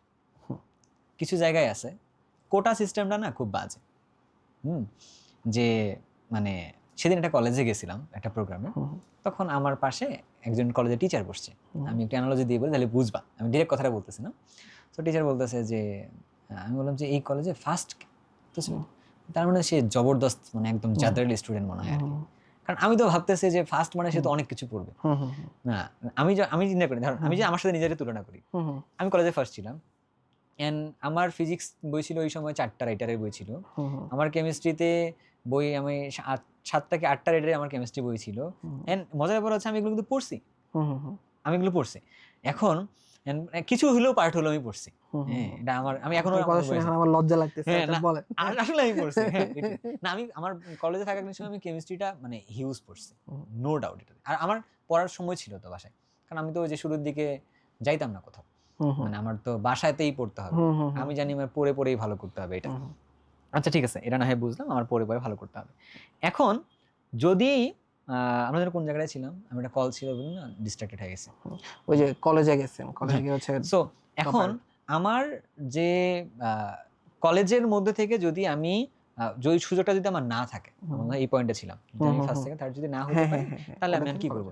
কিন্তু আমি তো এফোর্ট ক্যালকুলেশন করতে পারবো, এফোর্ট ক্যালকুলেশন যে ভাই আমি প্রচুর পড়তেছি, হুম কিন্তু ওই যে ওই কলেজের টিচার যেটা বলতেছিল, হুম। যে আমার টিচার যেটা বলতেছিল যে ওই টিচারটা কলেজের, যে এইখানে না ওই ভালো স্টুডেন্ট ও না যে ফার্স্ট। হুম। কেন? ও তো হচ্ছে স্যারের ছেলে। আচ্ছা আচ্ছা।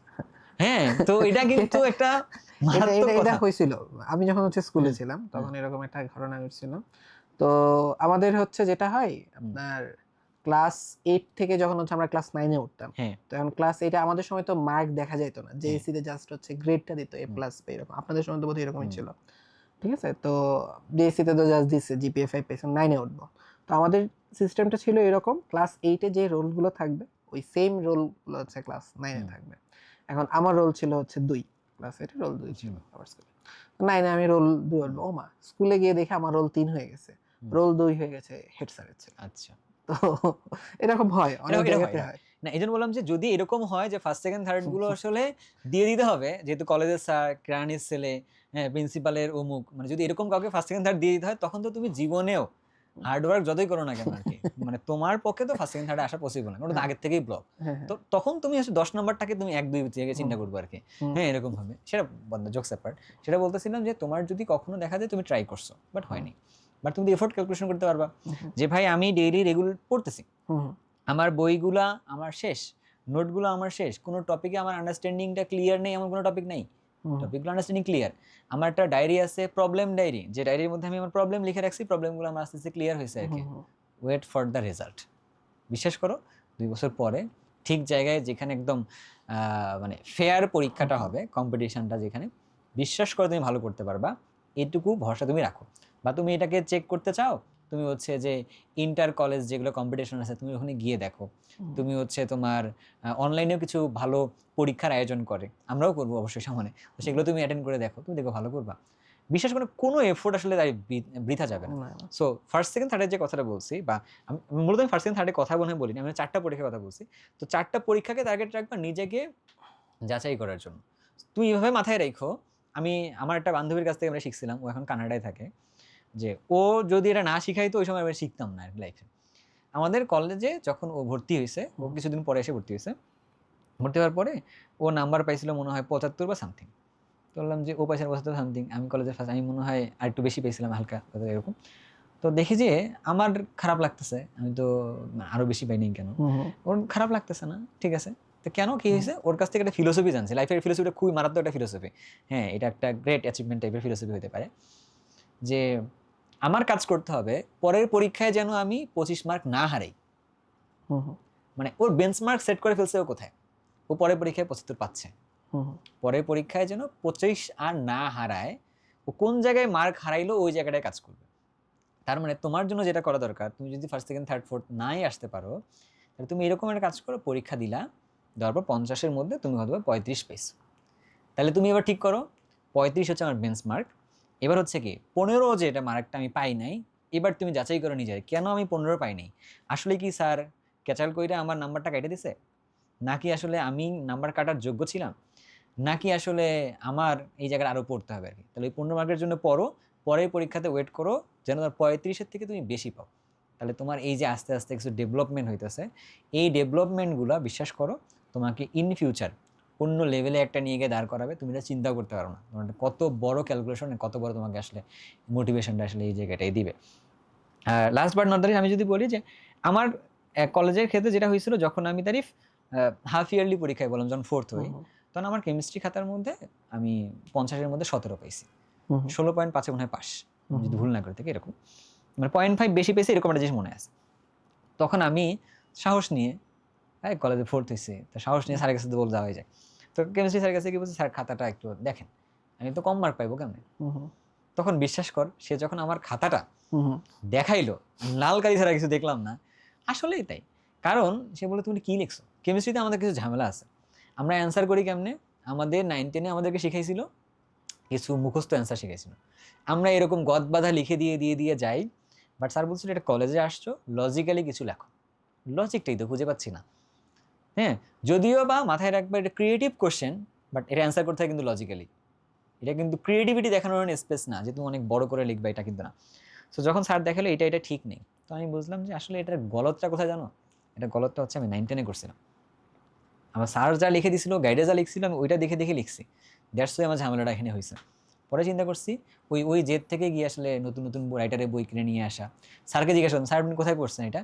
স্যার বলে আমি অমুক রাইটারের বই থেকে পড়ছি। স্যার একটু চালাক ছিল, হ্যাঁ। স্যারকে জিজ্ঞাসা করা হয়, স্যার স্যার নিয়ে আসে হচ্ছে ওই শিট নিয়ে আসে ক্লাসে, এটা দেখে দেখে স্যার পড়ে। স্যার কোথায় পেয়েছেন? স্যার বলে এটা অমুক রাইটারের বই থেকে পেয়েছি। আমি ওই বইটা কিনে নিয়ে আসি, হ্যাঁ। তো নিয়ে এরকম করতে করতে বইয়ের আসলে ভান্ডার বাড়ছে।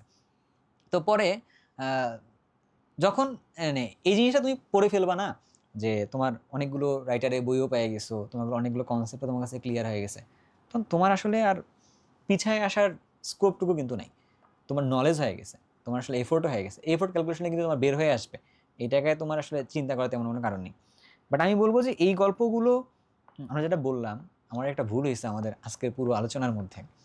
সেটা হচ্ছে আমরা তোমার আফটার এসএসসি বলতে গিয়ে আফটার এসএসসি থেকে এডমিশন পর্যন্ত পুরো লম্বা সময় বলে ফেলছি। না না, ওরা ওরা উত্তেজিত 28, ওরা এডমিশনে কি জানতে চায় ওটাই মেইনলি ওদের আকর্ষণ। আচ্ছা শুনো, যদি যদি এটা হয়, হ্যাঁ, মানে তোমাদের তো এখন মানে আলাদা কথা একটা, কিন্তু যদি তোমাদের এটা ঘটনা ঘটে, আমি বলবো যে আমাদের এই আজকের আলোচনাটা তোমার জন্য অনেক কাজের আলোচনা হবে। এটা রিয়েলিটিটা তুমি হয়তোবা এই যে আগামী 1-1.5 মাসে পাবা না, বাট এই রিয়েলিটিটা তুমি পাবা 2 বছর পরে। তখন মনে হবে ভাইয়ারা যা যা কথা বললো, কেন জানি না গল্পটা মনে হয় আমাকে বললো আর কি। যদি তুমি আসলে কোনোভাবে এইগুলোর প্রত্যেকটা পয়েন্টে ফেল করো বা তোমার এই জায়গাতে যদি পার করে যাও, তাহলে তুমি হচ্ছে যে মনে করতে পারবা তোমার সাথে অনেক এই জিনিসগুলো কানেক্টিং থাকবে আর কি এটা। অ্যান্ড এই তো তারিফ অনেক কিছু বলে ফেললাম। হ্যাঁ আমরা আসলে আজকে আমরা কি মানে আমরা ওদের মতো আসলে উত্তেজিত হয়ে গেছি? না, আমরা উত্তেজিত হয়ে নাই, আচ্ছা, আমরা আমি ভাই হয়ে বুড়া গেছি। মানুষ, হুম, আমাদের মতো আলোচনা করে গেছি। হুম, তবে আশা করি যে ওরা উত্তেজনা থামায় হ্যাঁ, এই কথাগুলো হচ্ছে শুনবে, কারণ হ্যাঁ, প্রবলেম হয়েছে হচ্ছে আমরা সবাই উত্তেজিত। true, ঠিক আছে, আশেপাশে এত স্টিমুলেশন থাকে, আমরা ওই স্টিমুলেশন পেয়ে মানে হচ্ছে অনেকটা যে আলো দেখলে যেরকম মাছি পোকা ছুটে আসে, ঠিক আছে, অনেকটা এরকম পাইছি, দৌড়াইতেছি দৌড়াইতেছি দৌড়াইতেছি, কিন্তু মাঝে মধ্যে একটু ঠান্ডা হয়ে বসা দরকার। কোথায় আসি ফার্স্টে অ্যাসেস করা দরকার, কোথায় যাচ্ছিলাম এটা ভাবা দরকার, আদৌ ঠিক মতো যাচ্ছে কিনা। তো আমার কাছে মনে হয় আজকে আমাদের আলোচনাটা হচ্ছে খুবই ভ্যালুয়েবল হয়েছে ওদের জন্য, বিশেষ করে লাইফের এই পার্টটাতে অনেকেই হচ্ছে ডিসিশন নেয় আমি ডাক্তার হব, ইঞ্জিনিয়ার হব বা এরকম হব।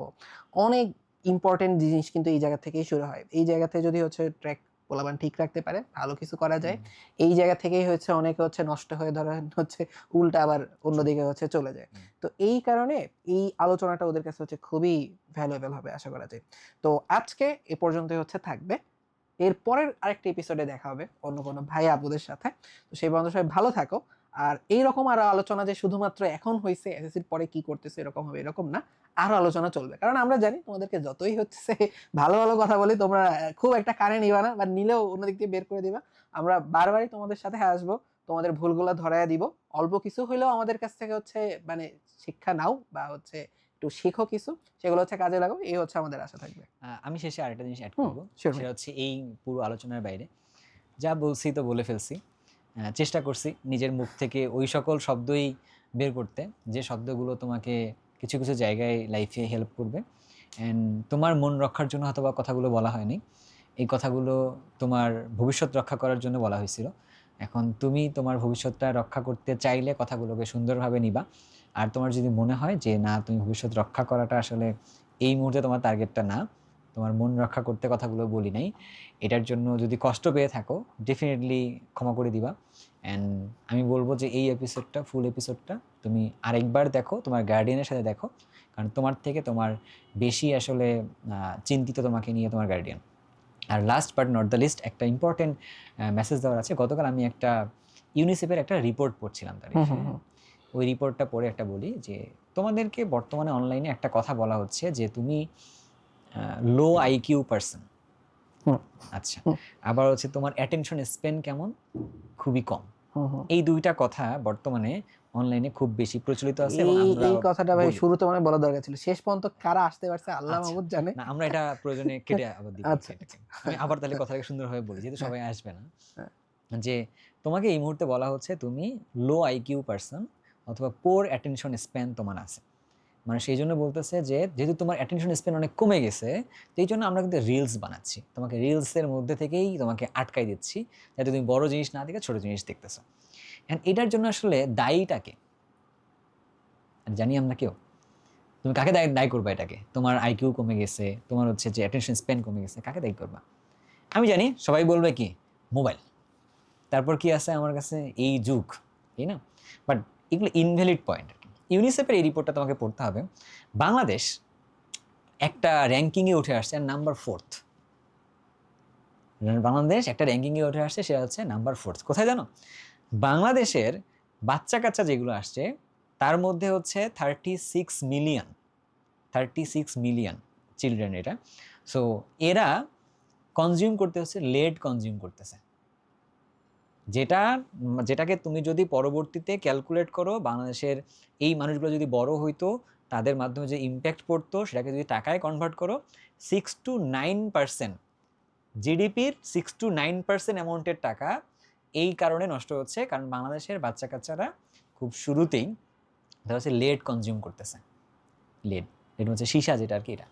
সো এই গতকাল আমি যখন এই রিপোর্টটা পড়ছি আমি অবাক হয়ে গেছি। সীসা যারা কনজিউম করছে, লেড যারা কনজিউম করে, তো তাদের মধ্যে থেকে এই ধরনের এই প্রবলেমগুলো দেখা দেয় আর কি। প্রবলেমগুলো হচ্ছে একটা এটা যে আইকিউটা কমে যায়, আবার অ্যাটেনশন স্প্যানটাও আসলে এখানে কমে যায়। এটা তোমার একটা দুর্ভাগ্য যে তুমি আসলে এমন একটা দেশে জন্মাইছো যে দেশের এনভায়রনমেন্ট, পানি, খাবার, তারপর হচ্ছে বায়ু, সব কিছুর মধ্যে এই লেডটা অলরেডি কন্টামিনেটেড হয়ে গেছে।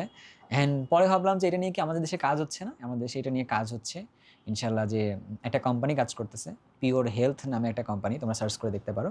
ওরা 2024 সাল থেকে 2028 সালের মধ্যে কাজ করতেছে এখনও, যে এটাকে কীভাবে কমায় নিয়ে আসা যায় আর কি, এটার উপর।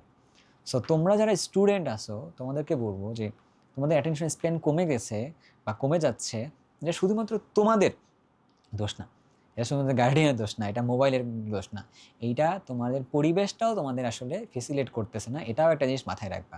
সো তোমরা খারাপ না, তোমরা ভালো। কিন্তু তোমরা যে ভালো, এটা তোমাদেরকে প্রুফ করার জন্য এবার একে তো তোমার মনস্তাত্ত্বিক ব্যাপারের সাথে তোমার একটা স্ট্রাগল করতে হয়, তোমার ফ্যামিলির যে দারিদ্রতা আছে তার সাথে একটা স্ট্রাগল করতে হয়, তোমার যে আর্থসামাজিক পরিস্থিতি তার সাথে একটা স্ট্রাগল করতে হয়।